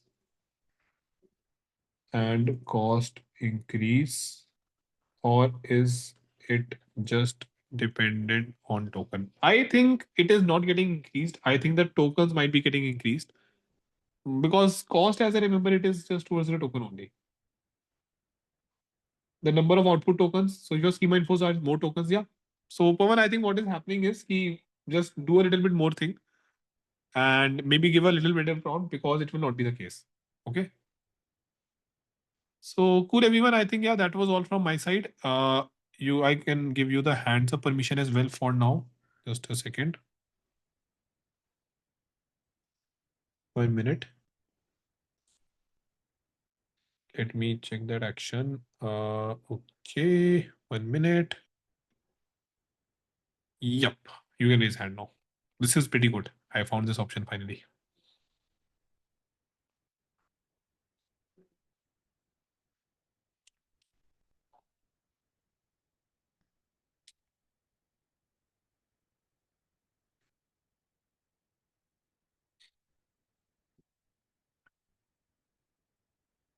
Tushar, I will hopefully be teaching multiple courses here, so don't worry. Yeah, I think, sorry everyone. So that was all. Let me just quickly close it. I was actually in the teaching mode proper. So yeah, everyone, thanks a lot for your time and for your attention. That was all. I hope you are liking the ADK. Now, yes, it is a little bit different and tricky, but I hope that via this crash course you are able to properly cover it. Not I've made it specifically because now you have covered everything, but still there are many things which we have to make sure that we are able to understand in depth. Not extending the class via this ADK, we will be covering around 80%. After that, anyways, we have to just start with the projects. So that is the idea. Okay. So let me have a poll. You can answer the poll. Show your love there. And meanwhile, I will ask your doubts by unmuting you. Okay. Chalo. Cool. Thanks a lot. Let me see. Yes, Ravi, you can ask your doubt. Yeah, does this, yeah, thanks for the session, Mayank. Thank So you. does this also support the synchronous and asynchronous Asynchronous. It is principle? asynchronous. It's Asynchronous. okay, okay. So, but if you want to make it synchronous, still we can do it, right? Asynchronous can be easily made synchronous. Synchronous to asynchronous is a Uh, problem. okay, okay, okay. Okay. Yeah. Yeah, and one more thing. So like you have should like taught us the theoretical differences between different Hmm. models like LangGraph, LangChain, and all. But Hmm. from the technical standpoint, like maybe something like the ways of staging the state, or maybe from the orchestration standpoint, or something very technically, like what Hmm. is the like a kind of differences between the ADA, I mean, this ADK and LangGraph and something like that. So, anything which you can starkly remember? Normally, see, all of these frameworks, they provide you the functionality. It is just that some of them provides you very bluntly in the open. Others are more like that, let's say, this is kind of hidden. You cannot control lots of things. So that is, I think, where the problems or the use cases comes right. So more or less, that is the case, nothing else. Ideally, you can either control it yourself because these sessions state everything. ADK is providing you by default. Else, you can just control it yourself. So that should not also be a problem. So that is the case. Not like any major thing is not the difference or anything there. So yeah, if you're able to do that, that should be more than enough. Yeah. Streaming, is it very well supported here? And also, I'm not There's a sure streaming what the thing. streaming actually means. Streaming Maybe that's in sense of like let's say the model just need about it. Normally you will be able to send input and output. So let's say talk while and get the output. So it will be the streaming token kind of a thing. So normally what happens, you send the token, your work gets done, it will be sent all together, output will come, it will be sent all together. Streaming, it keeps on sending it as it is generating it. So just like we stream on Netflix, now like it is not that the full feed movie is downloaded, then you see it. No, it will be downloaded as and when you click it. Streaming. That's why it is called streaming overall. oh, okay. So that the Generic only thing it is, reason for just read that about is it. Mhm. okay. So the only thing for that is latency, just to that's the Like, only there are purpose for multiple streaming. benefits of using streaming. Like in voice, etc. It is very, very helpful because in voice, let's say it can be the case कि you are talking for 1 minute explaining your query, right? Now, when we also talk, we human beings, we are understanding that in depth, right? As you're talking. So it is Yeah. easier than to send the output quickly. Instead of waiting for let's say your 1 minute audio, which you will send me properly finally, then I will capture that, then I will send it back. So instead of that, we can make it in a streaming way that as you are saying, I'm getting the input and I'm processing it, and I will be able to give the output quickly. That is the benefit of streaming. Yeah, sure. So One majorly it last will be thing. used in the Yeah. voice, etc. Okay, okay, sure. One last thing, it's a request actually. So, Mm. I mean, in many of these AI engineering roles, people are talking about evals as well as the fine tuning and those kind of things. So, like our course is more, I mean, related to the frameworks and all, but having Mm. these kind of maybe some auxiliary topics will really help. I will try if I can include. First, I have to make sure because again the problem will first I have to make sure that I control it. So I will try to show you evaluation via your this ATK. It will be helpful. Eval sets, how can you create and can generate the result? Although evaluation is a little separate topic, yes, it applies separately to agents as such. But yeah, I will try if we can do that.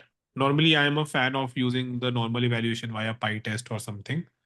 But we can. I will have that in one of the frameworks, maybe in Creo AI if I take that, so it will be helpful. Okay. Yeah, even fine tuning is also, I mean, something that can be taught. Fine tuning is a little bit heavy topic, and I won't like to. I can create it on my YouTube when I get time. Not right sure right of now as of when, but fine tuning is a little bit. Or at least some links which you can point us I will be don't know. helpful. Honestly, I have to even go through it. Like I have an idea about Okay, that, sure. but properly the way I teach, I work a lot on my content. So that level of content, honestly, even I'm not done on fine tuning.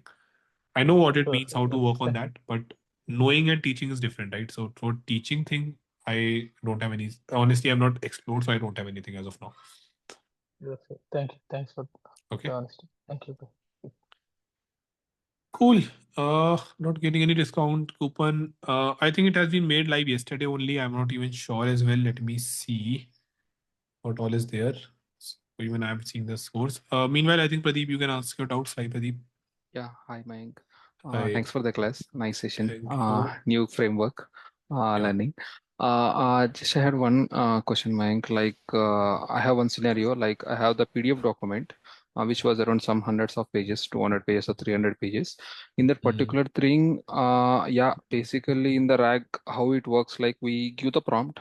According to those mm, prompt, it would find the similarity search and then retrieve the top results. Let's consider top five or mm, something like that. But here what's my expected output is like I have the PDF page. It's majorly related to the healthcare of one of the states in the US. in mm, in those particular states or the scenarios, the government would decide those rules and regulations, everything in those document. Here let's consider one particular example. In that, suppose for one specific code it has to be built for 6 units, but mm, it's logic, right? It has to be built for 6 units like that. Whatever be the different types of logic available in those complete document, I need to extract those logics, whatever be the logic, whatever be the scenarios, Didn't whatever the get checks you. I Like, can what do you do. mean by logics? Yeah, like suppose consider a specific drug has to be built only for one person for 6 units, not more than that per day. This is one Okay. specific, right? Like that, there will be the multiple drugs, multiple scenarios, multiple number of days he can be billed, number of days he can be hospitalized per day, how Mm, many number of units like that. In the documentation, it's like a very big documentation that which has 200 pages. It was not written in structured manner, like fully into the tables as well as the text. From all those text, I mm, need to pull only these kind of logics so that these logics can be used for evaluation purpose.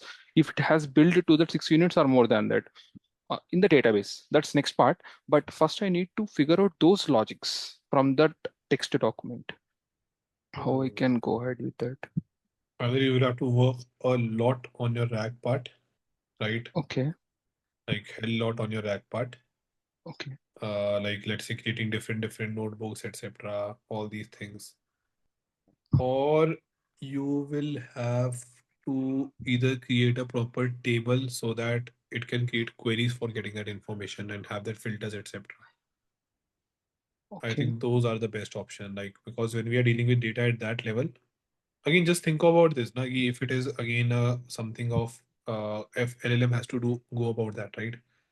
Then how Yeah, we will be focusing. So I think the best way will be making sure that yeah we are able to go through that, just like how we will go. So we will be able to go if it is a little bit in a structured manner. So I think for that I will highly suggest to either create a table or something that will be helpful, or okay.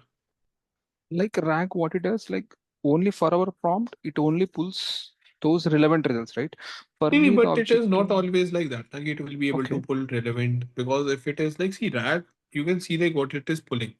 It might happen that due to some matching everything, because I think you will not be going a lot inside RAG as well, kind of similarities, etc. It will be able to get some extra information as well, so it can fumble up. Plus, when your requirement is that it should be a lot dependent on your exclusive things, right? Then it can mess up if it correct. even miss it out on one of a place things, right? So let's say five things it get right. Plus, you are not sure now because if we think about RAG, it tries to do some semantic, like proper similarity kind of a matching everything. So it is good enough fuzzy kind of a thing, honestly, to be honest. Again, but for other part, it can fumble up. And if you have a very specific environment like the way you are having, I don't think it is the best option. So yeah, I think Okay, you will have to agentic. create a better thing. Okay, any agentic AI related framework would you suggest, or No, RAG with framework, advanced? see, advanced RAG you will have to work on. Framework, I think you will have to see at the end of the day, framework is just making an LLM call. So framework will not help a lot in that. It will be either on the RAG or on the tool. Okay, Technically, framework is not that. Not framework is just, uh, if we see it as just a way of calling or basically better managing and handling your tool. So that is the case. okay, yeah, got it. Okay. So yeah, Thanks you will for have to this work on the data preparation better. data Because even if you preparation. make your RAG a lot better, and if even if it's missed out on a fun simple detail because of Mm-hmm. chunking, because of anything, it will be all messed up. Like just as an example, let's say you are asking it for a particular drug, it chunks some part, some specific information into the other one, into the other chunk. So the same is not Mm-hmm. achieved when you are making that call. Your whole logic is going for a toss. Okay, Okay. yeah, Yeah, exactly, and that is what I'm suggesting. So for medical AI is not acceptable. Better to convert the 200 pages into rule table so it is 100% relevant. As I said, no? You make your work on your data, not a RAG database. okay. Okay. But there are so many documents, man. Like say thousands of such documents, not only one particular document. One particular document converting into the file is fine. Into Always the work is manual. always not easy, na? It has multiple states with Uh, multiple scenarios. so that is again you will have to do that. Work is not always very Okay. easy. Ki, it is just Mhm. linear. Ki, you can do this. So Yeah, unfortunately, yeah, you will have to do that. yeah. Sure. Okay. We'll try it. Thanks, Yeah, Mike. will be helpful. Yeah, hi, Mayank. Yeah. Hi, Pawan. So I have a couple of questions. I was waiting for such kind of situation which we were discussing today, actually. Hmm. So these are the questions. Actually, the similar thing, the output schema I have tried with the LangGraph workflow and the LangGraph multi-agentic applications. So my Hmm. findings are that when I am trying to do this through the workflow based agent, then the cost is very low. I mean, it is below 1,000 token. Okay, When while you're doing a doing through the workflow based agent, okay. when I am doing it through the tools, Hmm. right? I mean, the LLM is deciding what function need to be called. Then Hmm. it is exponentially increasing around Hmm. more than 10,000.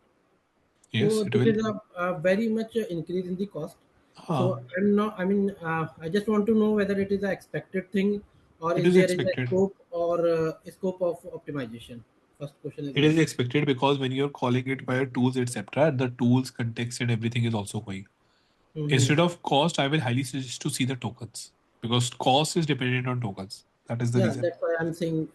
So what I understand that since in the multi-agent scenario, the LLM itself generate the arguments for calling the tools, and Hmm. also the making the decision for the tool calling. That's why the token cost is getting increased.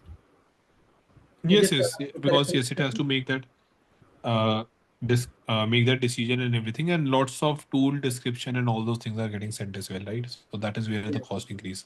Plus, when Okay. the tool calls in the along with tool, I will highly suggest to go inside and see that okay, how exactly is the input and output being sent.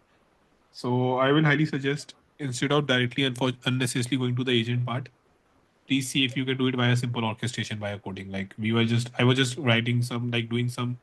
I mean, I when I take the path of defining the finite workflow, right, then the cost is bare minimum because the Hmm. workflow is Go with the bare minimum.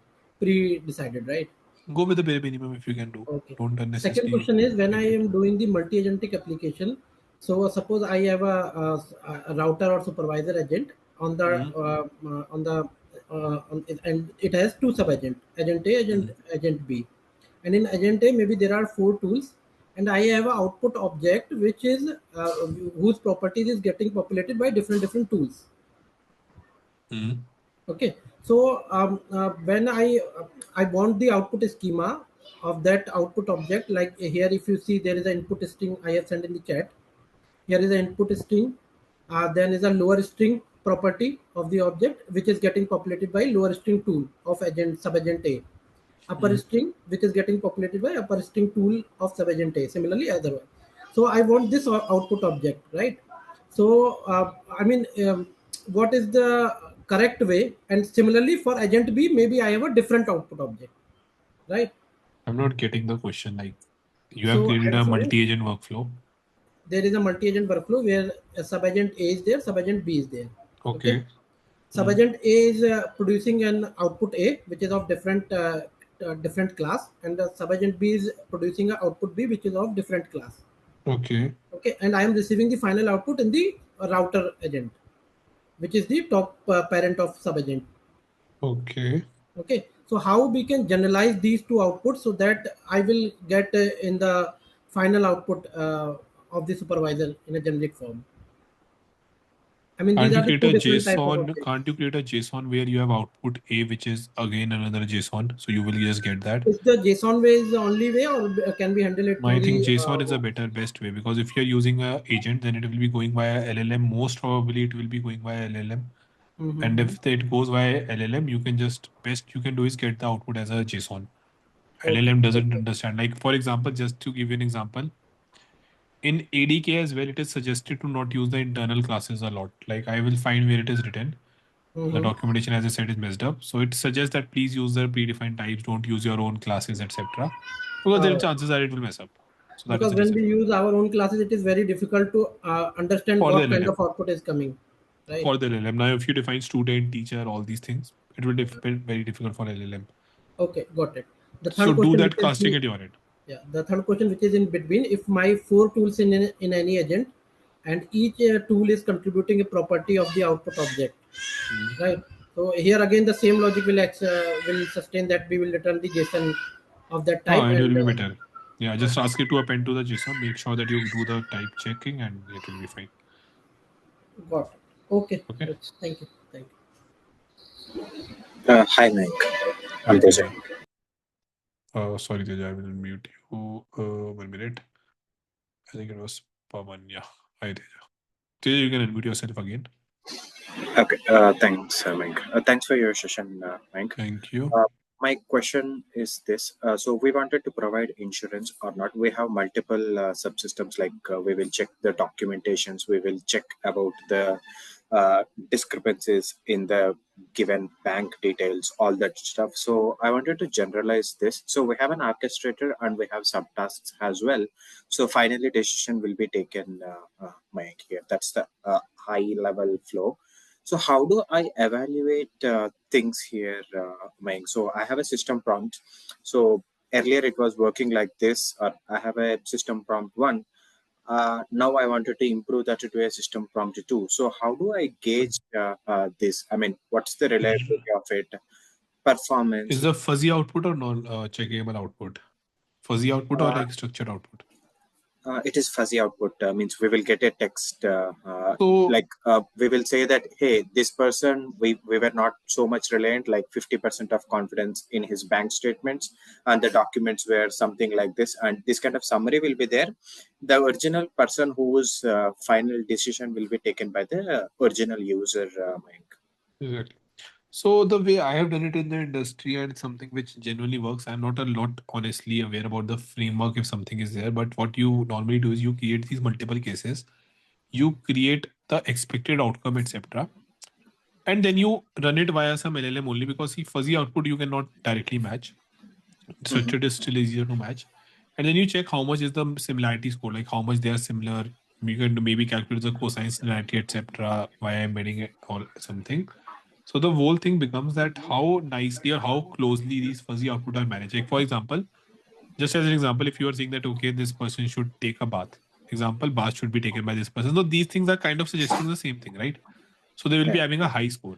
So the best way is to create those cases, those different cases in prompt and check the same.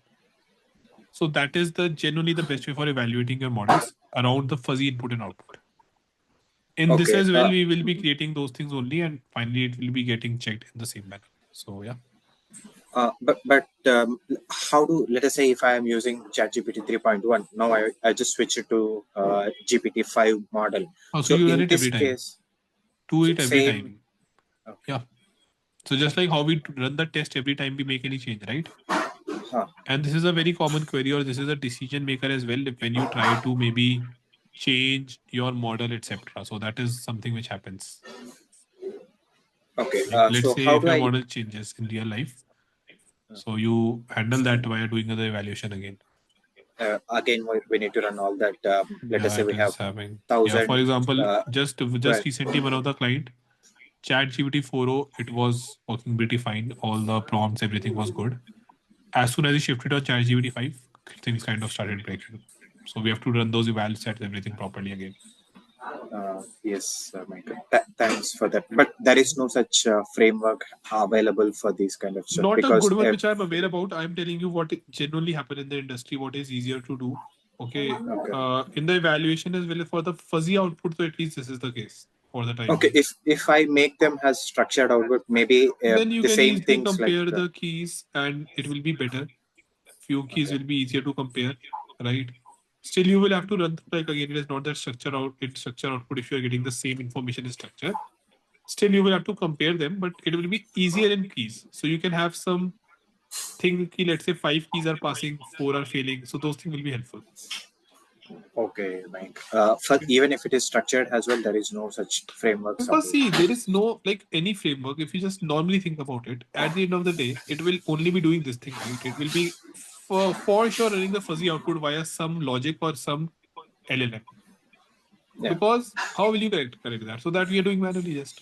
So I will just check if some Because common we have framework is there. around yes, Mike, we have around 4,000 prompts that we have collected from so many departments. So running these 4,000 prompts itself, it's like a Yeah, I really know huge because when I was in the task. industry, I also did this thing. We created now again 4,000 will not be created. Of course, there can be many different kinds of prompts. But yes, we take up the most common one, etc. And then we try to make sure that we are able to make sense of that. So maybe you can run it via, let's say, the prompt via make some DAG and all these things.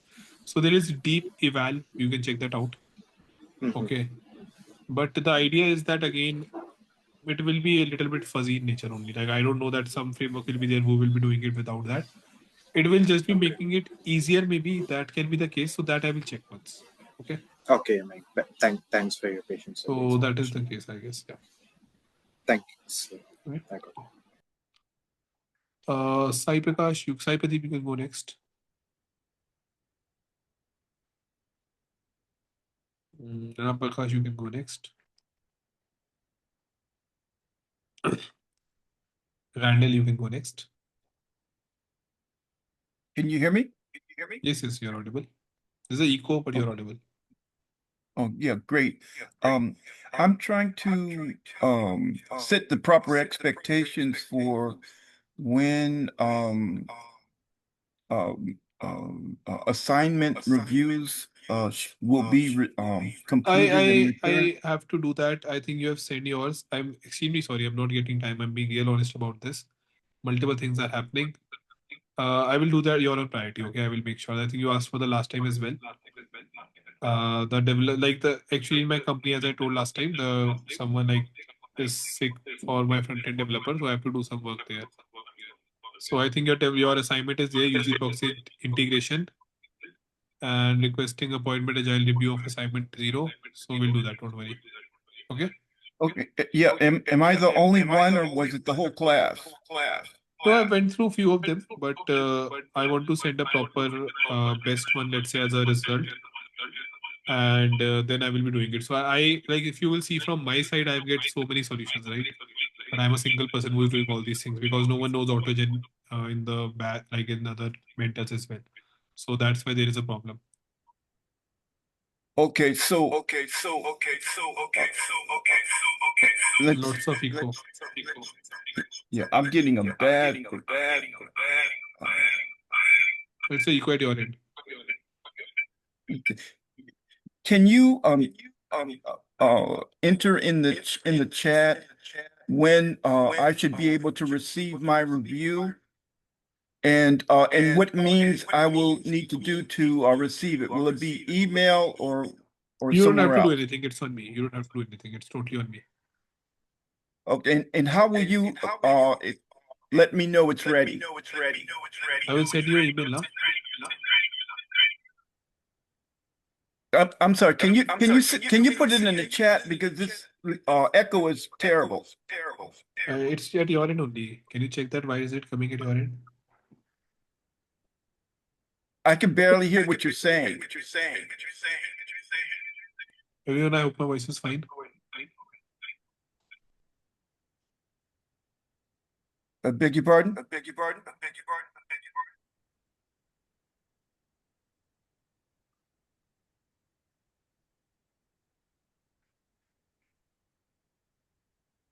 Okay, thank you. I've got it.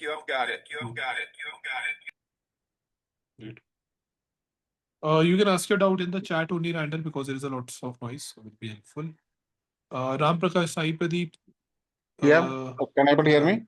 Yeah, you're audible. You can ask your doubt. Yeah, Mayank, actually it is simple. So I'm trying to develop a chatbot which is working in the Oracle database. Okay, so it is Oracle Finance. Oracle Finance. The server is maintained by the Oracle. They are not providing any API, but it is SQL's queries. It is allowable. So we need to show more than 120 reports. Okay, so based on that input schema and output schema need to be maintained. Okay, because so at least output schema need to be maintained. The report, the sections should be maintained as per the customer. Okay, so is hence actually APIs are not allowable here. So how to use a SQL in any land graph or AutoGen or any agent, because the report is one of the agent. So out of a lot. Okay. So let's just I don't know break how down the to problem. use. Let's just break down the problem. Okay. You can hit SQL queries. Come again? You can hit SQL queries. Okay. So how to define it actually? I am asking you, can you hit SQL queries? I can write the SQL queries. Just create an agent which will give you the SQL queries and use that inside a function which will hit to the database. Oh, any reference is there with you? Why you need a reference? Isn't it very easy? Like, okay. You can just search for the reference. Just understand now. How will you do it as a person? Yes, instead you of will the write the agent, SQL query yourself. SQL queries. Right? It will be returned as a string. Okay. Just Okay. create a tool. Ask your agent to create a SQL query based on all the information you will provide. Use that tool and call it. All done. What is difficult in this? Good. I thought I didn't. It's not so simple. Thank you. It's simple. It's not difficult. It's very simple. It's that simple. Thank you. Okay. Sai Pradeep, I think I've not talked to you. People who have talked to, please have the hands down. Will be helpful.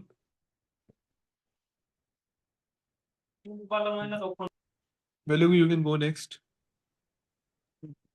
Hi, sir. I have one more doubt. In AutoGen, by default, memory will save, right? I didn't get you. Can you repeat it? In AutoGen, while we are creating the agent, by default, the memory will be saved, right? I mean, state will be saved, right? AutoGen, yes, it is having the agents are stateful. Yeah. In ADK, is there any memory saver or not there? There is memory and there is state. Two things are there, which we will cover. Okay. And second thing is, sir, I sent the mail recording that internship. For what? I mean, you said the internship, right? College. For anything? Yeah. 1 second, let me check. Where you sent? You send one mail. Mail to Mayank Agarwal. Yeah. Let me check. No, I have not got your email. If it's from Velugu, I have not got it. I'm sending you my email again. Please copy the exact email. वैसे तो I have found, so I will not be most probably going, but देख लो. You can send it. If I want to send or no need. Send it for future. I will consider at least if anything will Yeah. be there. Yeah. Not only for any AI projects. I mean, I can. Do the thing which I've given you today. That will, I think, will be helpful. The one which I've given you regarding this thing, na? The project recording normally. You can try that out.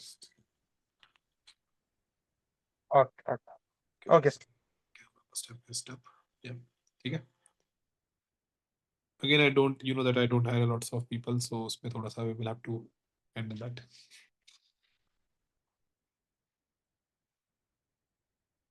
Hello. Yeah. Thanks. Hey, Mayank, Vipin this side. Yeah, hey. Mayank, this the GitHub which you have given, is it ADK crash course or still you are sharing from live and agentic 2.0? Sorry, can you repeat the question? I was just getting a message. What exactly? I mean, the GitHub link which you have shared or where you're checking your It's latest code. live class. Live class, right? In Mayank under live, everything is going right. Okay. Fine, Mayank. There's only doubt I have is.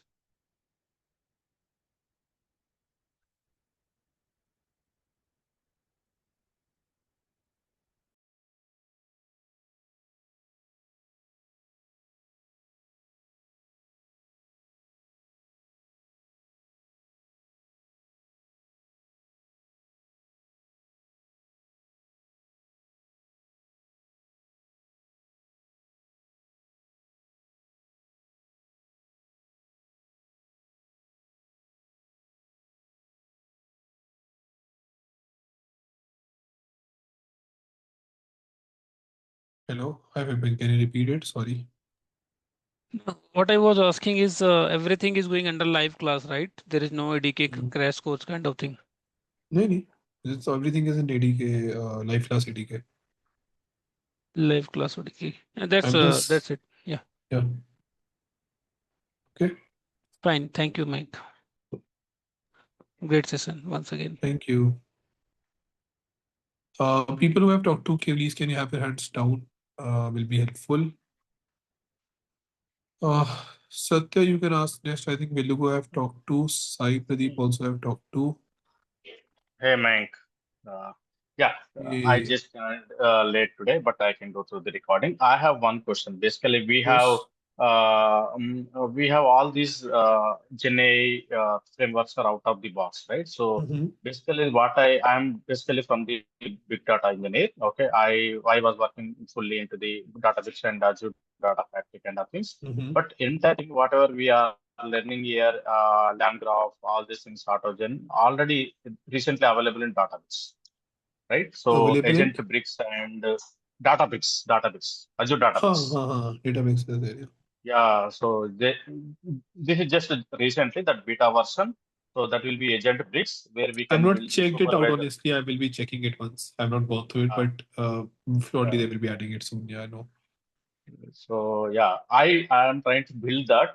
So basically, it is in one umbrella, right? Extraction, ingestion, and everything layer, and also we can build the agent, right? So in future, what my question is, in future, so these are very popular when we comparing with the out of the box, right? So how do you say? I mean, uh, I'm big data engineer. I'm trying to focusing on the database instead of these out of the framework like LangGraph. Anyway, line graph will be part of the database right now, but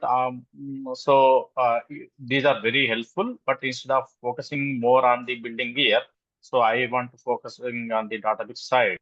So I mean, just my doubt, we can in future, right? Basically, we can go for the database to build the agents, right? See, I will say in big data, unnecessarily don't include AI. Big data is a very, very awesome field. If you make it complex with AI, it will be very, very bad. AI cannot do a lot in big data domain. They are just putting up these agents, etc. things so that you can maybe help it out in some queries, etc. But I don't find any major use case in big data, to be very honest. Big data is generally the way it is very fine. Okay, yeah, I agree. Yes, that's correct. Well, generally, I know big data fields in and out. Unnecessarily don't include AI in big data. Big data is generally one of the field which you learn. I think it will be least effective by AI, believe me, because I know that nothing, all the things which you are doing, AI cannot help you a lot. Maybe just writing some Spark queries, etc. But yeah. Okay, yeah, thanks, man. Yeah. So yeah, that would be the case. Okay. So just maybe just honestly I've not explored out. I think Databricks has changed a lot of things. They are giving you credits now and all these things. So I will do that. Don't worry. I will be Okay, doing the okay. proper thing on that as well. But yes, that's the thing. Okay. Same thing is available in Snowflake as well, but recently it is See, getting a lot.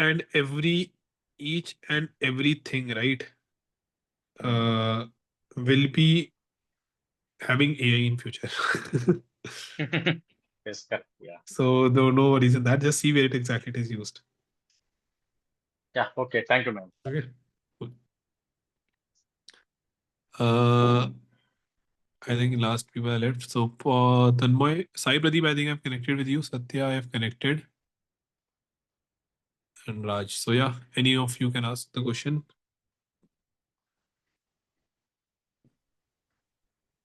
Hey, Mayank. Hi. Raj. Good session, a lot of learning. Thank you for doing that.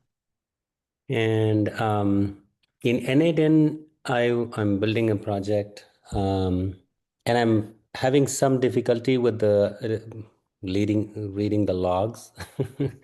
So Logs. yeah, because I keep getting the error in one of the tool that it's not able to read. But when I actually look at the logs, the input and output are coming from the tool. So I'm kind of confused where, how exactly I should look at the logs to see where exactly the problem is coming. If I can show my screen, I can quickly show you, and then maybe you can guide me. Sure. Rejoin as a panelist will be helpful.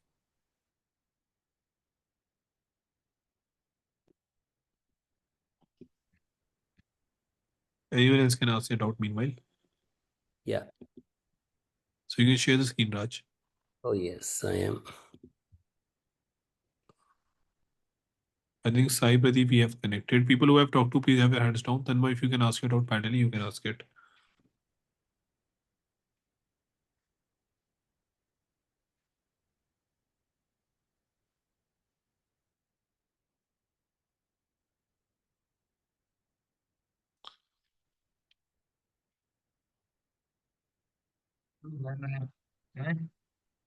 Yes, Tanmay. Raj, meanwhile, you can share your screen. I think you will be getting the option. Huh? Yes, Tanmay, you can ask it out. Yeah, what I'm asking, like, as I was going through this AD, so Mhm. it's almost, I think the most of the functionalities which we get in the LangChain, like LangChain LangGraph framework, that is already there, I think, right? Yeah, it will be the case. So let's say if, let's say, because I think three frameworks are there, I think, ADK, AutoGen, and this LangChain. So if I want to choose one particular framework uh, for let's say enterprise grade building some agent or something. So which one will you prefer, or I is have there given that any in the start performance now. ranking is there? I've given that. I think I've given that when I taught you this thing, right? In this comparison, in the comparison I've given you in the document, the notebook which I've shared. The document comparison is, of course, it is there, but I think yes, it is there in the. In the end, it is saying that which you can go forward with. Huh? In the end, it is saying now what it can go forward with. Like in the end, it is But comparing like, them. hello, Yeah. hello. Yes, yes. So is there any performance-based comparison is there? Like it's like you have given it is given like like this is the Gemini first and other things are there, but Yeah, is there can you any ask your key, question and can tell you based on my experience? What is the exact use case? like let's say if I want to build enterprise grade agents, right? So Uh, which particular framework will have the minimum latency or perform better with respect to other? I'm asking about from the performance or efficiency side. I think as of now, from the performance side, LangChain, LangGraph, and AutoGen are pretty good. Uh, of I have to just check it, like if there has been some latest benchmark on that before answering. Agentic framework, right? One second. Mm, I will to check if I have something which directly, like I don't know if any study has been done on this. From my experience, I think you can use LangChain, LangGraph, or AutoGen. ADK, I'm not sure because I've not used it anywhere, so I'm not really sure with the performance. But in the enterprise level, it will work fine, and I know that companies are using it as well. So that's why I'm saying this. Okay, okay. And the second thing is like the MCP with LangChain LangGraph, it will be there, right? I think as you told that after. That should be there. Okay, okay. I And don't see it in comparative study, plus it will not make a lot of sense because all of them are in a different steps, like different ways of their, let's say, overall thing. Plus, they are also having kind of, like they are in a different stages. Plus, they are not comparable directly. Like many have different use cases. So yeah, that will be the case, I guess. So, but I and will can suggest, yeah, you you can can you go with that. share that like the upcoming classes on like which date which will have I like have the shared that multiple times in the previous video. I've shared that yeah, as just well. once again because in that which you have that We will do blogspot ADK. that After that, it document. will be the QA or ADK. Sorry, we will do ADK. After that, it will be QA or Agno. Once I complete all the frameworks, I think ADK is not in your syllabus, but I'm doing it because it's from Google, and I think it will be better than Agno, to be honest.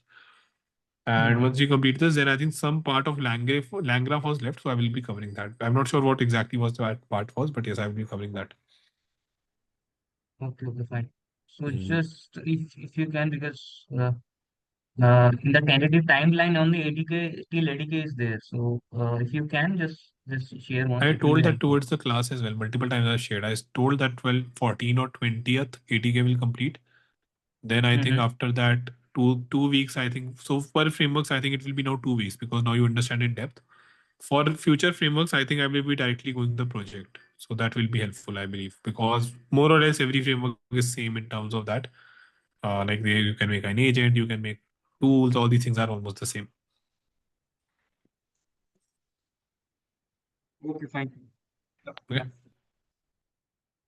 Done. Raj, you can share your screen. I think you were a panelist, so just join again and you can share your screen. Sai, I think we have talked. Anything else?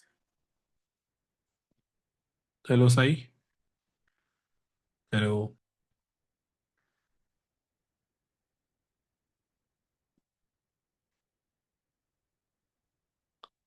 Raj, do you want to share your screen? Yes, tell me. So it is a simple, this is the output you are getting? Error? You're on mute, Raj, if you're talking.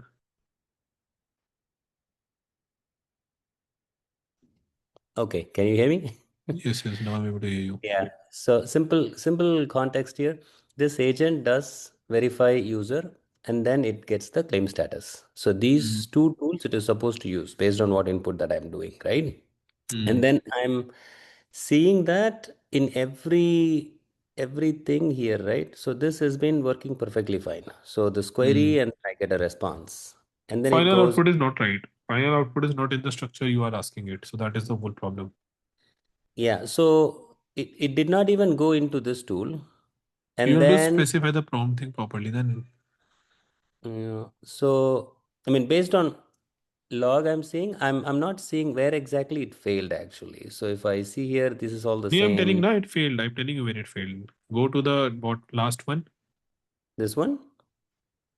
Go to the top one. I think to the top one.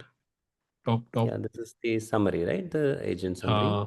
So it is saying that the received out tool out input did not match expected schema. Click on the tool, double click on the agent. Here? No, upper on the canvas. Oh, here. So receive tool output did not match schema. Go on the output parser from bottom. Output parser, yeah. So it is not giving you the output like this, email ID or content. It is giving you some separate output. Maybe the prompt engineering is not done nicely. That is the case. So you must have mentioned somewhere that, hey, give the output like this, give the output like this. And finally, you are asking for the output like this. So that is the case. Yeah. So here, right? So if I see, Again, you have so many tools and things, right? So that's why it will be having the problem. yeah. So are you saying that it finished everything and then the output part it's not able to do? Is that the problem? Yes, the final output it is giving. So just remove this output parser, run it again, and see what it is outputting you, right? It will be in a different format, not in the format you are asking. Now to control that, you can do a better prompt engineering. That will be better. So prompt That's wise, it fine. will be wrong. So that is the problem. So I will have to remove this and then rerun basically. No, you The can remove this and rerun to see that okay what it is outputting, and yeah. to get the same in the right manner, you will have to then properly run it, like properly do Okay. the prompt engineering. So that prompt handling, so that it is better. Yeah. So where I got a little bit confused is it said received tool input, right? I wasn't sure which tool it was referring to. I think it is Be- referring to the MongoDB chat one, which is the last one maybe. So I'm not sure how you have configured this. The second last one from top. This one? No, second last from top. Like second. Go on top. Okay. This MongoDB chat memory, yeah. Maybe this is somewhere it is messing it up. I'm not sure how you have made it because it's a lot complex. How you Yeah. expect the output to be. So somewhere something is happening. Because you have created so many of these things, right? So that is where it might be messing it up a little bit. This is the order, right? Is that correct? So it ran in this same order. Yes. So in the bottom, you can just see it. It will be, I think, from the bottom up. So you can see the Okay. thing. I think OpenAI LLM, then it will be going forward. Yeah. This is the system thing. Then it will be going to verify user by email. So this is the order, I think. Just check if it is so. Again, you know your data bit workflow better. Yeah, You will yeah, get yeah. to know from top to It bottom it or bottom to top. It is working. no, it is top to bottom because I instructed it to get the chat memory first and then validate and then do it. But what it tried to do is it went on into a loop, right? So chat, verify, and then chat, verify, chat, where it kept doing it. And it is supposed to go to this claim and then do the output. And it did not do the tool. And my confusion was, did it try this tool and fail, or it actually went here? Because this was more generic to me, right? It just says receive tool. I'm not sure which tool, where it failed from the logs. Nee, Because I think it is not matching to whatever tool was called last, which was your just go above, go above the MongoDB chat memory. Okay, click this. I think it is giving you the output as human AI like this. Okay, this is your output. It is not matching the final output which you expect. The email ID thing, the okay, structure output one. So that's why it is giving you an error that this, hey, the last tool which I called, that is not giving me the output I want. So that is a problem. okay, So yeah. okay. That's okay. The way that I read the log, I wasn't sure, and then it was going round and round, right, in a loop. I wasn't sure if there is a way to kind of prevent this looping thing or something else. Better prompting. Okay, That's the best way out. When you be like that is the best. okay, all right. Okay. Thank you, Mike. Thank you. Satya, if you have any doubt, you can ask. Yeah, just to the context of what you are discussing right now on better prompt engineering, providing the right context, is there any template which can be followed or any I documentation? will be creating something this week, so I will share with all of you. I have some plans to do that, so we'll do that. Yeah, No, because not it like I need, am yeah, yeah, directly. No, I just have worked a lot in this field, so I think now I know how to do it better. yeah, But because proper some instructions, I don't know. yeah, the problem is when we're instructing, we do it in bits and pieces, right? For example, if you see the use case right now, there are multiple tools.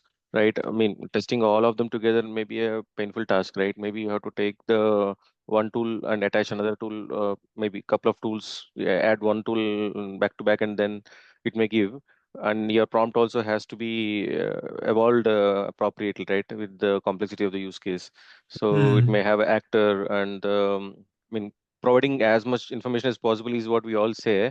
But is there a kind of a standard which can be followed, where we don't miss any detail? Because now No, you're it all is not like troubleshooting. that. It is all hit and trial. Just maybe you can divide your Yeah. prompt better. Uh, It is uh, not like that because it again depends on the type of model, etc. we are using as well, right? yeah, because now our troubleshooting is entirely concentrating on the prompting only. So I think, Yes. yeah, that's where I was thinking, like, is there a best practices which may have to follow on how better we can provide a context and a prompt, actually? That's the only question I have. Yeah, provide us the details. That will Provide, I will really give you help that, all no of us. worries. Yeah, Yeah, no it's a worries. very good painful area to talk about, actually. It's not painful, it's a lot of hit and trial plus making sure Yeah, that no, you it's do a taking little time, practice. right? So yeah. It is that too much of time taking thing as of today. That's why I was trying to understand. Thank you. Yeah, you provide us the details, whatever you Sure. can. Thank you. Cool. Thanks a lot, everyone. I think that was the last doubt, and I think we have everything set up. So yeah, I think we will go and just continue tomorrow. Make sure that you discuss the same in depth. If anything is there, you can ask it out as well. Okay, so it should be helpful. Thank you.